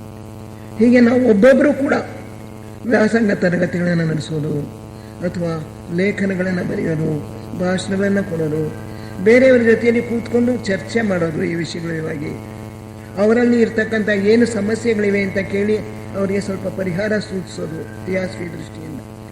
ಇಂಥ ಕೆಲಸವನ್ನು ಮಾಡೋಕ್ಕೆ ನಮ್ಮ ಒಬ್ಬೊಬ್ಬರಿಗೂ ಸಾಧ್ಯ ಇದೆ. ನಾನು ಇದನ್ನು ಕಲ್ತಿಲ್ಲ ಅದನ್ನು ಕಲ್ತಿಲ್ಲ ಅಂತ ಹೇಳಿ ನಾವು ತಪ್ಪಿಸ್ಕೊಳ್ಳೋ ಹಾಗಿಲ್ಲ. ಥಿಯಾಸಫಿ ನಮಗೊಂದಷ್ಟು ತಿಳುವಳಿಕೆ ಕೊಟ್ಟಿದೆ. ಆ ತಿಳುವಳಿಕೆಯನ್ನು ಇತರರ ಜೊತೆಯಲ್ಲಿ ಹಂಚಿಕೊಳ್ಳೋದು ನಮ್ಮ ಕರ್ತವ್ಯ. ಅದು ಅದರಿಂದ ಶಿಷ್ಯನಾಗಿರೋನು ಸದಾ ನಾನು ಇತರರಿಗೆ ಹೇಗೆ ತಿಳುವಳಿಕೆಯನ್ನು ಕೊಡ್ಬೋದು, ಅವರಲ್ಲಿರ್ತಕ್ಕಂಥ ಅಜ್ಞಾನವನ್ನು ನಾನು ಹೇಗೆ ಹೋಗಲಾಡಿಸ್ಬೋದು ಅನ್ನೋದ್ರ ಬಗ್ಗೆ ಚಿಂತೆ ಮಾಡ್ತಾ ಇರಬೇಕು ಮತ್ತು ಅದನ್ನು ಕಾರ್ಯಗತ ಮಾಡಬೇಕು. ತಾನು ಏನು ಯೋಚನೆ ಮಾಡ್ಕೋತಾನೋ ಅದನ್ನು ಕಾರ್ಯರೂಪಕ್ಕೆ ಇಳಿಸ್ಬೇಕು. ಈ ರೀತಿ ಮಾಡ್ತಾ ಮಾಡ್ತಾ ಅವನಲ್ಲಿ ಪ್ರತ್ಯೇಕತೆಯ ಮನೋಭಾವ ಕಡಿಮೆ ಆಗುತ್ತೆ. ಶಿಷ್ಯನಾಗಬೇಕಾದ್ರೆ, ಮೊದಲನೇ ದೀಕ್ಷೆಯನ್ನು ಪಡೀಬೇಕಾದ್ರೆ ನಮ್ಮಲ್ಲಿ ಬುದ್ಧಿ ಪ್ರಜ್ಞೆ ಬೆಳೀಬೇಕು. ಬುದ್ಧಿ ಪ್ರಜ್ಞೆ ಬೆಳೀಬೇಕಾದ್ರೆ ನಮ್ಮಲ್ಲಿ ನಿಸ್ವಾರ್ಥತೆ ಮೂಡಬೇಕು. ಸ್ವಾರ್ಥತೆ ಸಂಪೂರ್ಣವಾಗಿ ಹೊರಟು ಹೋಗಬೇಕು. ಸಂಪೂರ್ಣವಾಗಿ ನಿಸ್ವಾರ್ಥ ಜೀವನ ನಾವು ನಡೆಸೋದಕ್ಕೆ ಶಕ್ತರಾಗಬೇಕು. ಪ್ರತ್ಯೇಕತೆಯ ಮನೋಭಾವವನ್ನು ಕಳ್ಕೊಳ್ಬೇಕು. ನಾನು ಬೇರೆ, ಇತರರು ಬೇರೆ ಅನ್ನೋ ಭಾವನೆ ಇರೋವರೆಗೂ ಕೂಡ ಅಧ್ಯಾತ್ಮ ಮಾರ್ಗದಲ್ಲಿ ನಾವು ಮುಂದುವರಿಯೋದಕ್ಕೆ ಸಾಧ್ಯ ಇಲ್ಲ. ಒಂದ್ಸಲ ಮೇಡಮ್ ಬ್ಲವಾಟ್ಸ್ಕಿ ಇವರು ಯುರೋಪ್ನಿಂದ ಅಮೆರಿಕ ಖಂಡಕ್ಕೆ ಹೊರಟರು ಹಡಗಿನಲ್ಲಿ. ಆಗಿನ ಕಾಲದಲ್ಲಿ ವಿಮಾನಗಳಿರಲಿಲ್ಲ. ಅವರು ಫಸ್ಟ್ ಕ್ಲಾಸ್ ಟಿಕೆಟ್ ತಗೊಂಡಿದ್ರು. ಹಡಗನ್ನು ಹತ್ತಬೇಕು ಇನ್ನೇನು ಅನ್ನೋಷ್ಟರಲ್ಲಿ ಒಬ್ಬಳ ಹೆಂಗಸು ಇಬ್ಬರು ಮಕ್ಕಳನ್ನು ಇಟ್ಕೊಂಡು ಅಳ್ತಾ ಕೂತಿದ್ದದ್ದು ಕಾಣಿಸ್ತು. ಯಾಕಮ್ಮ ಅಳ್ತಾ ಇದೀಯಾ ಅಂತ ಕೇಳಿದ್ರು. ನಾನು ಟಿಕೆಟ್ ಕೊಂಡ್ಕೊಳ್ಳೋಕ್ಕೆ ಅಂತ ನಾನು ಒಬ್ಬ ಏಜೆಂಟ್ಗೆ ದುಡ್ಡು ಕೊಟ್ಟಿದ್ದೆ, ಅವನು ಮೋಸ ಮಾಡಿಬಿಟ್ಟಿದ್ದಾನೆ. ಇಲ್ಲಿಗೆ ಹಡಗನ ಹತ್ರ ಬಂದರೆ ನೀನು ತಂದಿರೋ ಟಿಕೆಟ್ ಸರಿಯಾಗಿಲ್ಲ, ಇದು ಡೂಪ್ಲಿಕೇಟು, ಯಾವುದೋ ಒಂದು ಮೋಸ, ಇದನ್ನು ನೀನು ತಂದರೆ ನಾವು ಹತ್ತಿಸ್ಕೊಳಕ್ಕೆ ಸಾಧ್ಯ ಇಲ್ಲ ಅಂತ ನನ್ನನ್ನು ಹಡಗರಿಗೆ ಹತ್ತಿಸ್ಕೊಳ್ಬೇಕು ವಾಪಸ್ ಕಳಿಸ್ಬಿಟ್ರು.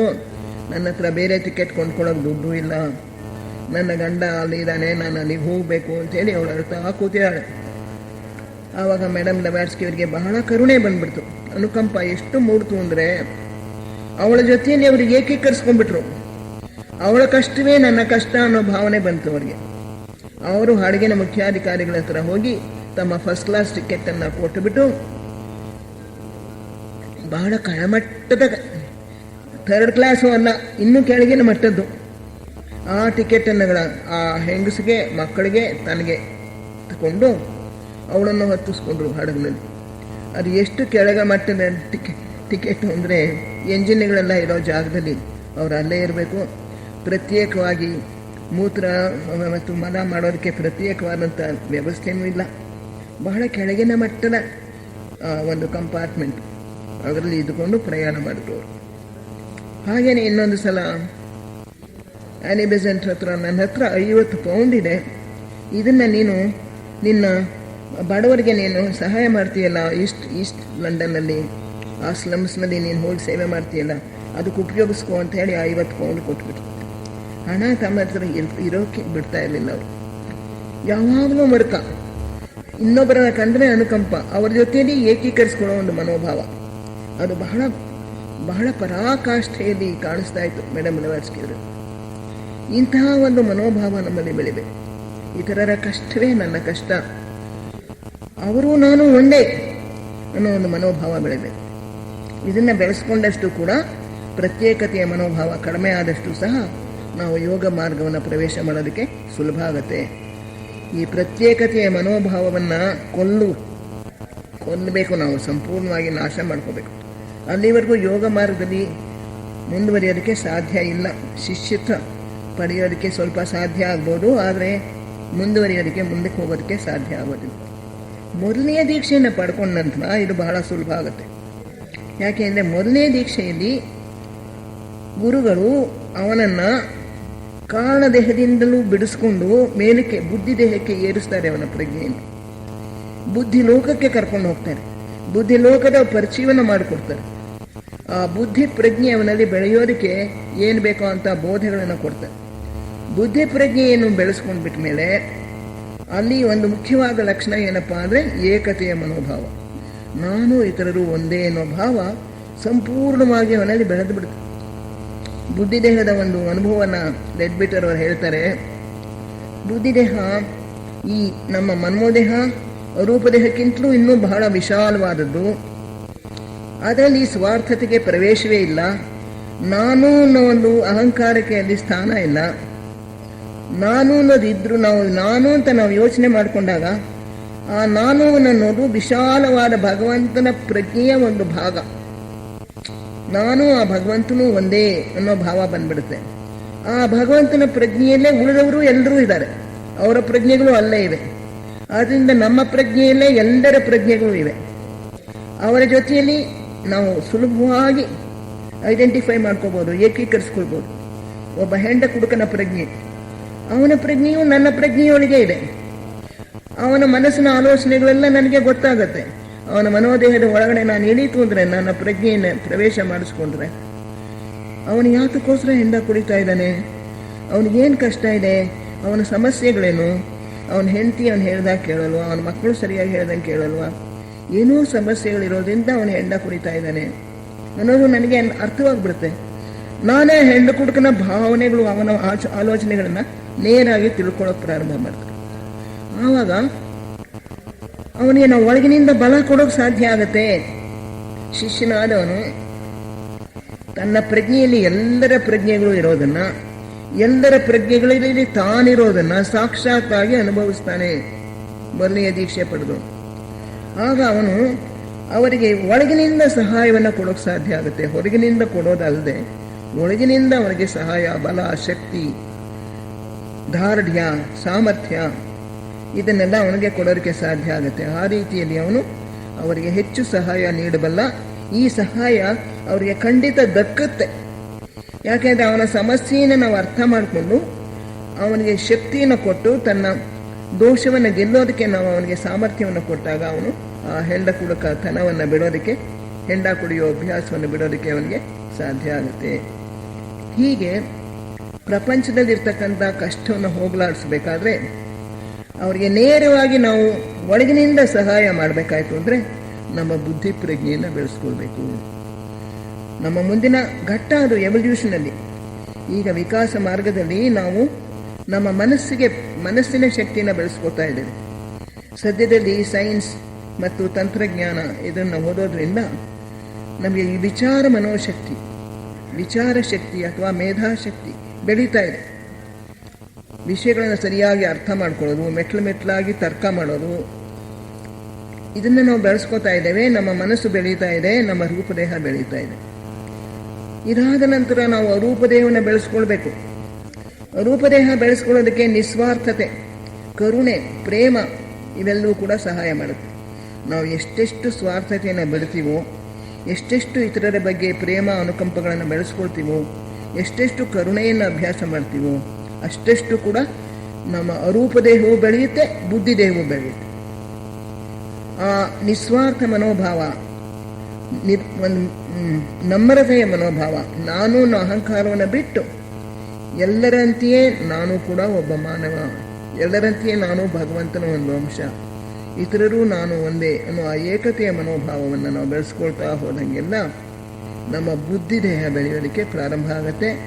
ಬುದ್ಧಿ ಪ್ರಜ್ಞೆ ಬೆಳೆಸ್ಕೊಳ್ಳೋದಕ್ಕೆ ನಿಸ್ವಾರ್ಥ ಮನೋಭಾವ, ಕರುಣೆ, ಪ್ರೇಮ ಇವೆಲ್ಲವೂ ಕೂಡ ಬಹಳ ಸಹಾಯ ಮಾಡುತ್ತೆ. ಈ ಸೇವಾ ಮನೋಭಾವವನ್ನು ನಾವು ಬೆಳೆಸ್ಕೊಂಡ ಹಾಗೆಲ್ಲ ನಮ್ಮ ಬುದ್ಧಿ ದೇಹ ಬೆಳೆಯುತ್ತೆ.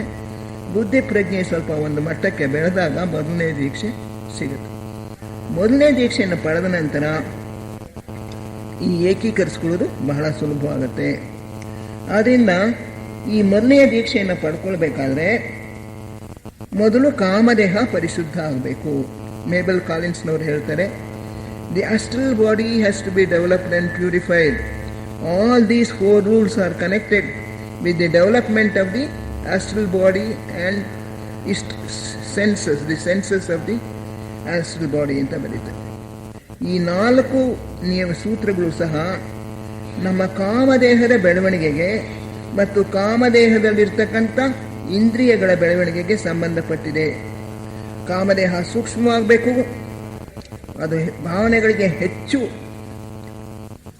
ಕೂಡಲೇ ಹೋಗೊಡ್ತಕ್ಕಂಥ, ಹೆಚ್ಚು ರಭಸವಾಗಿ ವೇಗದಿಂದ ಹೋಗೊಡ್ತಕ್ಕಂಥ ಸಾಮರ್ಥ್ಯವನ್ನು ಬೆಳೆಸ್ಕೊಳ್ಬೇಕು.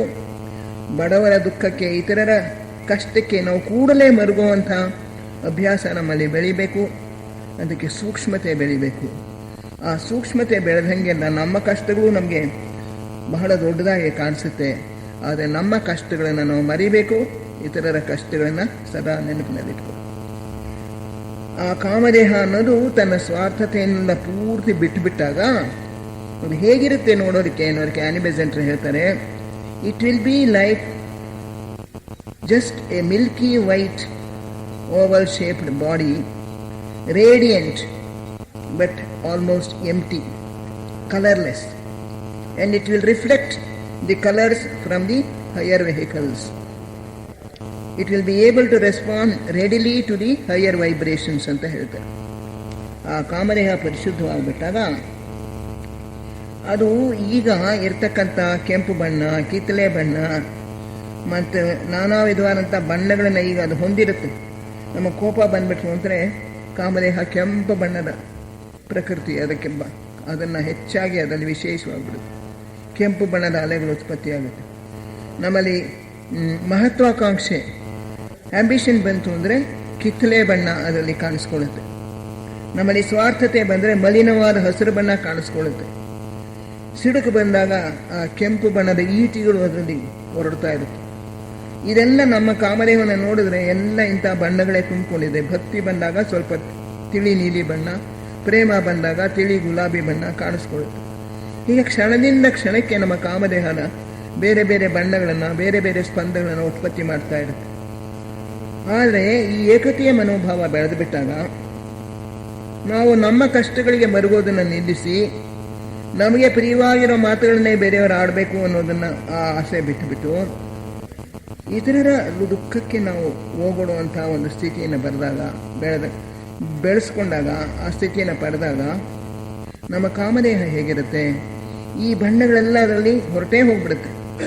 It will B Milky white, pearly white ಅಂತಾರೆ. ಮುತ್ತಿನಂತಹ ಒಂದು ತಿಳಿ ಬಿಳಿ ಬಣ್ಣ ಮತ್ತು ಹೊಳಿತಾ ಇರುತ್ತೆ. ಮೇಲಿನಿಂದ ಬುದ್ಧಿಲೋಕದ ಸ್ಪಂದಗಳು, ಆತ್ಮದೇಹದ ಸ್ಪಂದಗಳು ಅದರಲ್ಲಿ ಪ್ರತಿಬಿಂಬಿತವಾಗ್ತಾ ಇರುತ್ತವೆ. ತನ್ನದೇ ಆಗಿರ್ತಕ್ಕಂಥ ಸ್ಪಂದಗಳು ಅದರಲ್ಲಿ ಇರೋದಿಲ್ಲ. ಕಾಮದೇಹ ನಮ್ಮ ದೇಹಾತ್ಮದ ಒಂದು ಉಪಕರಣವಾಗೋದಕ್ಕೆ ಬದಲು ಜೀವಾತ್ಮನ ಉಪಕರಣ ಆಗ್ಬಿಡುತ್ತೆ. ಬುದ್ಧಿ ದೇಹದಲ್ಲಿ ಏನು ಭಾವನೆಗಳಿದೆಯೋ ಆ ಭಾವನೆಗಳು ದೇಹದಲ್ಲಿ ಪ್ರತಿಬಿಂಬಿತವಾಗುತ್ತೆ. ಅದರಲ್ಲಿ ಭಕ್ತಿಯ ಭಾವ ಬಂದಾಗ ಇದರಲ್ಲಿ ತಿಳಿ ನೀಲಿ ಬಣ್ಣ ತುಂಬಿಕೊಳ್ಳುತ್ತೆ. ಅಲ್ಲಿ ಪ್ರೇಮ ಬಂದಾಗ ಇಲ್ಲಿ ತಿಳಿ ಗುಲಾಬಿ.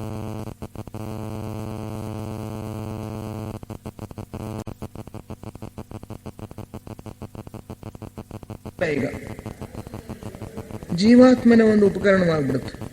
ಅಂಥ ಒಂದು ಸ್ಥಿತಿಯನ್ನು ಪಡಿಬೇಕು. ಆಗ ನಮ್ಮ ದುಃಖಕ್ಕೆ ನಾವು ಮರುಗೋದಿಲ್ಲ. ನಾನು ನನ್ನ ವ್ಯಕ್ತಿತ್ವವೇ ಇಲ್ಲ, ಈ ಪ್ರಪಂಚವೇ ನಾನು ನಮ್ಮ ವಿಶಾಲವಾದ ಮನೋಭಾವ ಬಂದ್ಬಿಡುತ್ತೆ. ಆಗ ಅವನಿಗೆ ಸ್ವತಃ ಯಾವ ಒಂದು ದುಃಖ ಬಂದರೂ ಕೂಡ ಅವನದಕ್ಕೆ ಮರುಗೋದಿಲ್ಲ, ನಾನು ಅನ್ನೋ ಭಾವನೆಯೇ ಇಲ್ಲ. ಇಂಥ ಒಂದು ಸ್ಥಿತಿಯನ್ನು ಶಿಷ್ಯನಾದವನು ಮುಟ್ಟಬೇಕು. ಮತ್ತು ಅವನ ಕಿವಿ ತನ್ನ ಸ್ತೋತ್ರ, ತನ್ನನ್ನು ಇತರರು ಹೊಗಳಬೇಕು ಅಂತ ಹೇಳಿ ಅದು ಬಯಸೋದಿಲ್ಲ. ಅವು ತಮ್ಮ ಕಿವಿಗಳು ಕೇಳಿಸಿಕೊಳ್ಳುವ ಸಾಮರ್ಥ್ಯವನ್ನು ಪಡೆಯುವ ಮುನ್ನ ಅವು ತಮ್ಮ ಸೂಕ್ಷ್ಮತೆಯನ್ನು ಕಳೆದುಕೊಂಡಿರಬೇಕು. ಈಗ ನಮ್ಮ ಕಿವಿಗಳು ತನ್ನ ಸ್ತೋತ್ರವನ್ನೇ ಬಯಸುತ್ತೆ. ಎಲ್ಲರೂ ನಮ್ಮನ್ನು ಹಾಡಿ ಹೊಗಳಬೇಕು, ನಮ್ಮ ಕೀರ್ತಿಯನ್ನೇ ಅವರು ಪ್ರಶಂಸಿಸಬೇಕು, ನಾವು ಮಾಡಿರೋ ಒಳ್ಳೆಯ ಕೆಲಸಗಳನ್ನ ಹೇಳ್ತಾ ಇರಬೇಕು ಅಂತ ಹೇಳಿ ನಮ್ಮ ಕಿವಿಗಳು ಬಯಸುತ್ತವೆ, ನಮ್ಮ ಶ್ರವಣೇಂದ್ರಿಯಗಳು. ಅದು ಸೂಕ್ಷ್ಮವಾಗಿರಬೇಕು, ಆದರೆ ನಾನು ಅನ್ನೋದಕ್ಕೋಸ್ಕರ ಸ್ಪಂದಿಸಬಾರ್ದು. ಇತರರಿಗೋಸ್ಕರ, ಗುರುಗಳ ಮಾತನ್ನು ಕೇಳೋದಕ್ಕೋಸ್ಕರ ಅವು ಸೂಕ್ಷ್ಮವಾಗಿರಬೇಕು. ಅದೇ ರೀತಿ ಮಾತಿನ ವಿಷಯ ಆಗಲೇ ಹೇಳಿದೆ, ಇತರರನ್ನು ನೋಯಿಸುವ ಸಾಮರ್ಥ್ಯ ಅನ್ನೋದು ಕಳೆದುಕೊಂಡಿರಬೇಕು. ಎಲ್ಲಿವರೆಗೆ ನಮ್ಮ ಮಾತು ಇತರರನ್ನು ನೋಯಿಸುತ್ತೋ ಅಲ್ಲಿವರೆಗೂ ಕೂಡ ನಾವು ಈ ಯೋಗ ಮಾರ್ಗದಲ್ಲಿ ಮುಂದುವರಿಯೋದಕ್ಕೆ ಸಾಧ್ಯ ಇಲ್ಲ. ಅದನ್ನು ಸಾಧನ ಚತುಷ್ಟಯದಲ್ಲೂ ಸ್ಪಷ್ಟವಾಗಿ ಹೇಳಿಬಿಟ್ಟಿದ್ದಾರೆ. ನಾವು ಆಡುವ ಮಾತು ಸತ್ಯವಾಗಿರಬೇಕು, ಪ್ರಿಯವಾಗಿರಬೇಕು ಮತ್ತು ಇತರರಿಗೆ ಅದರಿಂದ ಏನಾದರೂ ಸಹಾಯ ಆಗುವಂಗಿರಬೇಕು. ಅಂಥ ಮಾತುಗಳನ್ನು ಮಾತ್ರ ಆಡು ಅಂತ ಹೇಳ್ತಾರೆ. ಸೂಕ್ಷ್ಮತೆ, ಕಿವಿಗಳ ಸೂಕ್ಷ್ಮತೆ ಅಂತ ಹೇಳಿದ್ರೆ, ಇತರರಿಗೆ ತನ್ನ ಮಾತುಗಳಿಂದ ನೋವಾಗಬಹುದು ಅನ್ನೋ ಒಂದು ಯಾವಾಗಲೂ ಪ್ರಜ್ಞೆ ಇರೋ ಹಾಗೆ ಇತರರು ಮಾಡುವ ಟೀಕೆಗಳಿಂದ ನಮಗೆ ನೋವಾಗಬಾರ್ದು. ಉದಾಸೀನತೆಯ ಮನೋಭಾವವನ್ನು ಬೆಳೆಸ್ಕೊಳ್ಬೇಕು. ಅವರು ಏನಾದರೂ ಮಾತಾಡ್ಕೊಳ್ಳಿ, ನಮ್ಮಲ್ಲಿ ಆ ದೋಷ ಇದ್ದರೆ ಅದನ್ನು ತಿದ್ದುಕೊಳ್ಳೋಣ. ದೋಷ ಇಲ್ಲದೆ ಯಾರಾದರೂ ಟೀಕೆ ಮಾಡಿದ್ರೆ ನಮಗದರಿಂದ ಏನಾಯಿತು? Just ignore it. ಅದಕ್ಕೋಸ್ಕರ ನೀವು ಮರಗಬೇಡಿ. ಅವನು ಹಿಂಗೆ ಹೇಳ್ದ, ನಾನು ಅದನ್ನು ಹೇಳಲೇ ಇಲ್ಲ, ಆದರೆ ನನ್ನ ಮೇಲೆ ಹಿಂಗೆ ದೋಷಾರೋಪಣೆ ಮಾಡ್ದ ಅಂದರೆ ಬಿಟ್ಟು ಬಿಡಿ, ಜಸ್ಟ್ ಲೀವ್ ಇಟ್. ಒಂದು ಸಲ ಬುದ್ಧರು ತಮ್ಮ ಶಿಷ್ಯನ ಜೊತೆಯಲ್ಲಿ ಭಿಕ್ಷೆಗೆ ಹೋಗ್ತಾಯಿದ್ರು. ಒಬ್ಬ ಹೆಂಗಸಿನ ಮನೆಗೆ ಹೋದಾಗ ಅವಳು ಸಿಕ್ಕಾಪಟ್ಟೆ ಅವನನ್ನು ಬೈತಾಳಂತೆ. ಇಷ್ಟು ದೊಡ್ಡದವನಾಗಿದೆಯಾ, ದೇಹ ಬಲಿಷ್ಠವಾಗಿದೆ, ನಿನಗೆ ಕೆಲಸ ಮಾಡಿ ಸಂಪಾದನೆ ಮಾಡೋಕ್ಕೆ ಸಾಧ್ಯ ಇಲ್ವಾ, ಭಿಕ್ಷೆ ಬೇಡೋಕ್ಕೆ ಬರ್ತಾ ಇದೆಯಲ್ಲ. ಭಿಕ್ಷೆ ಕೊಡಲಿಲ್ಲ ಅವಳು, ಜೊತೆಗೆ 15 ನಿಮಿಷ ಚೆನ್ನಾಗಿ ಬೈದು ಬಿಟ್ಟು ಕಳಿಸಿದ್ಲಂತ. ಅವನು ಸುಮ್ಮನೆ ಇದ್ದ. ಬುದ್ಧ ಏನೂ ಉತ್ತರ ಕೊಡಲಿಲ್ಲ, ಹಾಗೆ ಆಚೆಗೆ ಬಂದ. ಆವಾಗ ಅವನ ಶಿಷ್ಯ ಕೇಳ್ತಾನೆ ದಾರಿಲಿ, ಗುರುಗಳೇ ನೀವು ಯಾತಕ್ಕೆ ಆ ಹೆಂಗಸಿಗೆ ಹೇಳಲಿಲ್ಲ? ನಾವು ಧ್ಯಾನ ಮಾಡ್ತೀವಿ, ನಾವು ಯೋಗ ಮಾರ್ಗದಲ್ಲಿ ಇರ್ತಕ್ಕಂಥವ್ರು, ನಾವು ಇತರರಿಗೆ ಒಳ್ಳೆಯ ಯೋಚನೆಗಳನ್ನು, ತಪಸ್ಸನ್ನ ಮೂಲಕ ಇತರರಿಗೆ ಸಹಾಯ ಮಾಡ್ತೀವಿ, ನಾವು ಬೋಧೆಗಳನ್ನು ಕೊಡೋ ಒಂದು ವೃತ್ತಿಯನ್ನು ಕೈಗೊಂಡಿದ್ದೀವಿ ಅಂತ ಯಾಕೆ ನೀವು ಏನು ಹೇಳಲಿಲ್ಲ? ಅವಳು ಹೇಳಿದ್ದೆಲ್ಲ ಕೇಳಿಸ್ಕೊಂಡು ಸುಮ್ಮನೆ ಬಂದ್ರಲ್ಲ. ಅಪ್ಪ, ಅವಳ ತಿಳುವಳಿಕೆಯ ಮಟ್ಟ ಅಷ್ಟೇ, ಅವಳು ಹೇಳ್ಕೊಳ್ಳಿ, ನನಗೇನಾಯಿತು, ಅದನ್ನು ನಾವಲ್ಲೇ ಒದರ್ಕೊಂಡ್ಬಿಟ್ರೆ ಆಯಿತು ಅಂತ ಹೇಳಿಬಿಟ್ಟ ಬುದ್ಧ. ಹೀಗೆ ಬೇರೆಯವರು ನಮ್ಮ ಮನಸ್ಸನ್ನು ನೋಯೋ ಹಾಗೆ ಮಾತಾಡಿದ್ರೆ ನಾವು ಅದಕ್ಕೆ ಮರುಗಬಾರ್ದು. ಅದನ್ನು ಅಲ್ಲೇನೆ ಇಗ್ನೋರ್ ಮಾಡೋದು, ಅಲ್ಲೇ ಕಡೆಗಣಿಸೋದನ್ನು ಕಲ್ತ್ಕೊಳ್ಬೇಕು, ಅಲ್ಲೇ ಬದ್ರು ಬಿಡಬೇಕು. ಉದಾಸೀನತೆಯ ಮನೋಭಾವವನ್ನು ಬೆಳೆಸ್ಕೊಳ್ಬೇಕು. ಇಂತಹ ಒಂದು ಸೂಕ್ಷ್ಮತೆ ನಮ್ಮ ಜೀವನದಲ್ಲಿ ಬರಬೇಕು. ಸೂಕ್ಷ್ಮವಾಗಿರಬೇಕು. ಇತರರ ಕಷ್ಟಗಳನ್ನು ಕೇಳೋಕ್ಕೆ ನಮ್ಮ ಸೂಕ್ಷ್ಮತೆ ಇರಬೇಕು. ಆದರೆ ನಮ್ಮ ಟೀಕೆಗಳಿಗೆ, ನಮ್ಮ ಮೈ ಮೇಲೆ ಯಾರಾದರೂ ಮಾಡೋ ಆರೋಪಗಳಿಗೆ ನಾವು ಉದಾಸೀನರಾಗಿರೋದನ್ನು ಕಲಿಬೇಕು. ಹಾಗೆ ಮಾತನಾಡೋದು ಕೂಡ ಅಷ್ಟೇ. ಮಾತನ್ನು ಬಹಳ ಪರಿಶುದ್ಧ ಮಾಡಿಕೊಳ್ಬೇಕು. ನಮ್ಮ ಭಾವನೆಗಳನ್ನು ಪರಿಶುದ್ಧ ಮಾಡಿಕೊಂಡ್ರೆ ಮಾತು ಕೂಡ ಪರಿಶುದ್ಧವಾಗುತ್ತೆ. ಇತರರಿಗೆ ಸಹಾಯವಾಗುವಂಥ ಸತ್ಯವಾಗಿರುವಂಥ ನುಡಿಗಳನ್ನು ಮಾತ್ರ ನಾವು ಆಡಬೇಕು. ಸುಳ್ಳನ್ನು ಹೇಳಬಾರ್ದು, ಅಪ್ರಿಯವಾದದನ್ನು ಹೇಳಬಾರ್ದು, ಮನಸ್ಸು ನೋಯೋ ಹಾಗೆ ನಾವು ಮಾತನಾಡಬಾರ್ದು. ಈ ರೀತಿ ಆಗಬೇಕು. ಇದು 3 ಕೂಡ. ಆಮೇಲೆ ಹೃದಯದ ರಕ್ತದಿಂದ ಪಾದಗಳನ್ನು ತೊಳೆಯಬೇಕು. ಗುರುಗಳ ಸನ್ನಿಧಿಯಲ್ಲಿ ನಾವು ನಿಂತ್ಕೊಳ್ಳೋದಕ್ಕೆ ಮುಂಚೆ ನಮ್ಮ ಹೃದಯದ ರಕ್ತದಿಂದ ಪಾದಗಳನ್ನು ತೊಳೆಯಬೇಕು. ಅದಕ್ಕೆ ಮೇಬಲ್ ಕಾಲಿನ್ಸ್ನವರು ಹೇಳ್ತಾರೆ, ಈ ಹೃದಯ ನಮ್ಮ ಭಾವನೆಗಳು, ನಮ್ಮ ಕಾಮದೇಹ, ಅದರ ರಕ್ತದಿಂದ ನಮ್ಮ ಪಾದಗಳನ್ನು ತೊಳೆಯಬೇಕು. ಅಂದರೆ ಪಾದ ಅಂದರೆ ಯಾವುದು? ಜೀವಾತ್ಮನ ಪಾದ ಯಾವುದು? ಜೀವಾತ್ಮನ ಪಾದ ದೇಹಾತ್ಮವೇ. ಈ ದೇಹಾತ್ಮ ಅನ್ನೋದನ್ನು ಆ ಪಾದ ಅದನ್ನು ನಮ್ಮ ರಕ್ತದಿಂದ ತೊಳಿಬೇಕು, ಹೃದಯದ ರಕ್ತದಿಂದ. ಅಂದರೆ ನಮ್ಮ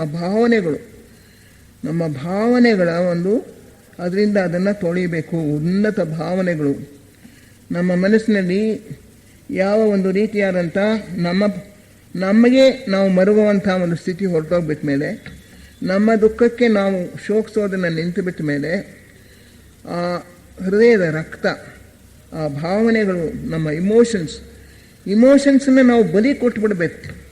ಅಂದರೆ ನಮಗೋಸ್ಕರ ನಾವು ಮರುತಕ್ಕಂಥ ಆ ಭಾವನೆಗಳು, ನಮಗೋಸ್ಕರ ಶೋಕಿಸ್ತಕ್ಕಂಥ ಭಾವನೆಗಳು, ನಮ್ಮನ್ನು ಇತರರು ಹೊಗಳಬೇಕು ಅನ್ನೋ ಭಾವನೆ, ನಮ್ಮ ಸ್ವಾರ್ಥ ಮನೋಭಾವ, ಇದನ್ನೆಲ್ಲ ಬಲಿ ಕೊಟ್ಟುಬಿಟ್ಟು ಆ ರಕ್ತದಿಂದ, ನಮ್ಮ ದೇಹಾತ್ಮದ ರಕ್ತದಿಂದ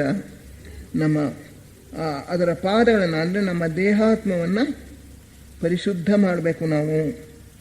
ಆ ಒಂದು ನಮ್ಮ ಭಾವನೆಗಳು ಅನ್ನೋ ರಕ್ತದಿಂದ ಇದನ್ನು ಪರಿಶುದ್ಧ ಮಾಡಬೇಕು. ಅಂದರೆ ಒಟ್ಟಿನಲ್ಲಿ ನಮ್ಮ ದೇಹಾತ್ಮವನ್ನು ನಾವು ಪರಿಶುದ್ಧ ಮಾಡಿಕೊಳ್ಬೇಕು. ದೇಹಾತ್ಮವನ್ನು ಬಲಿ ಕೊಡಬೇಕು ಜೀವಾತ್ಮನಿಗೆ ಅಂತ.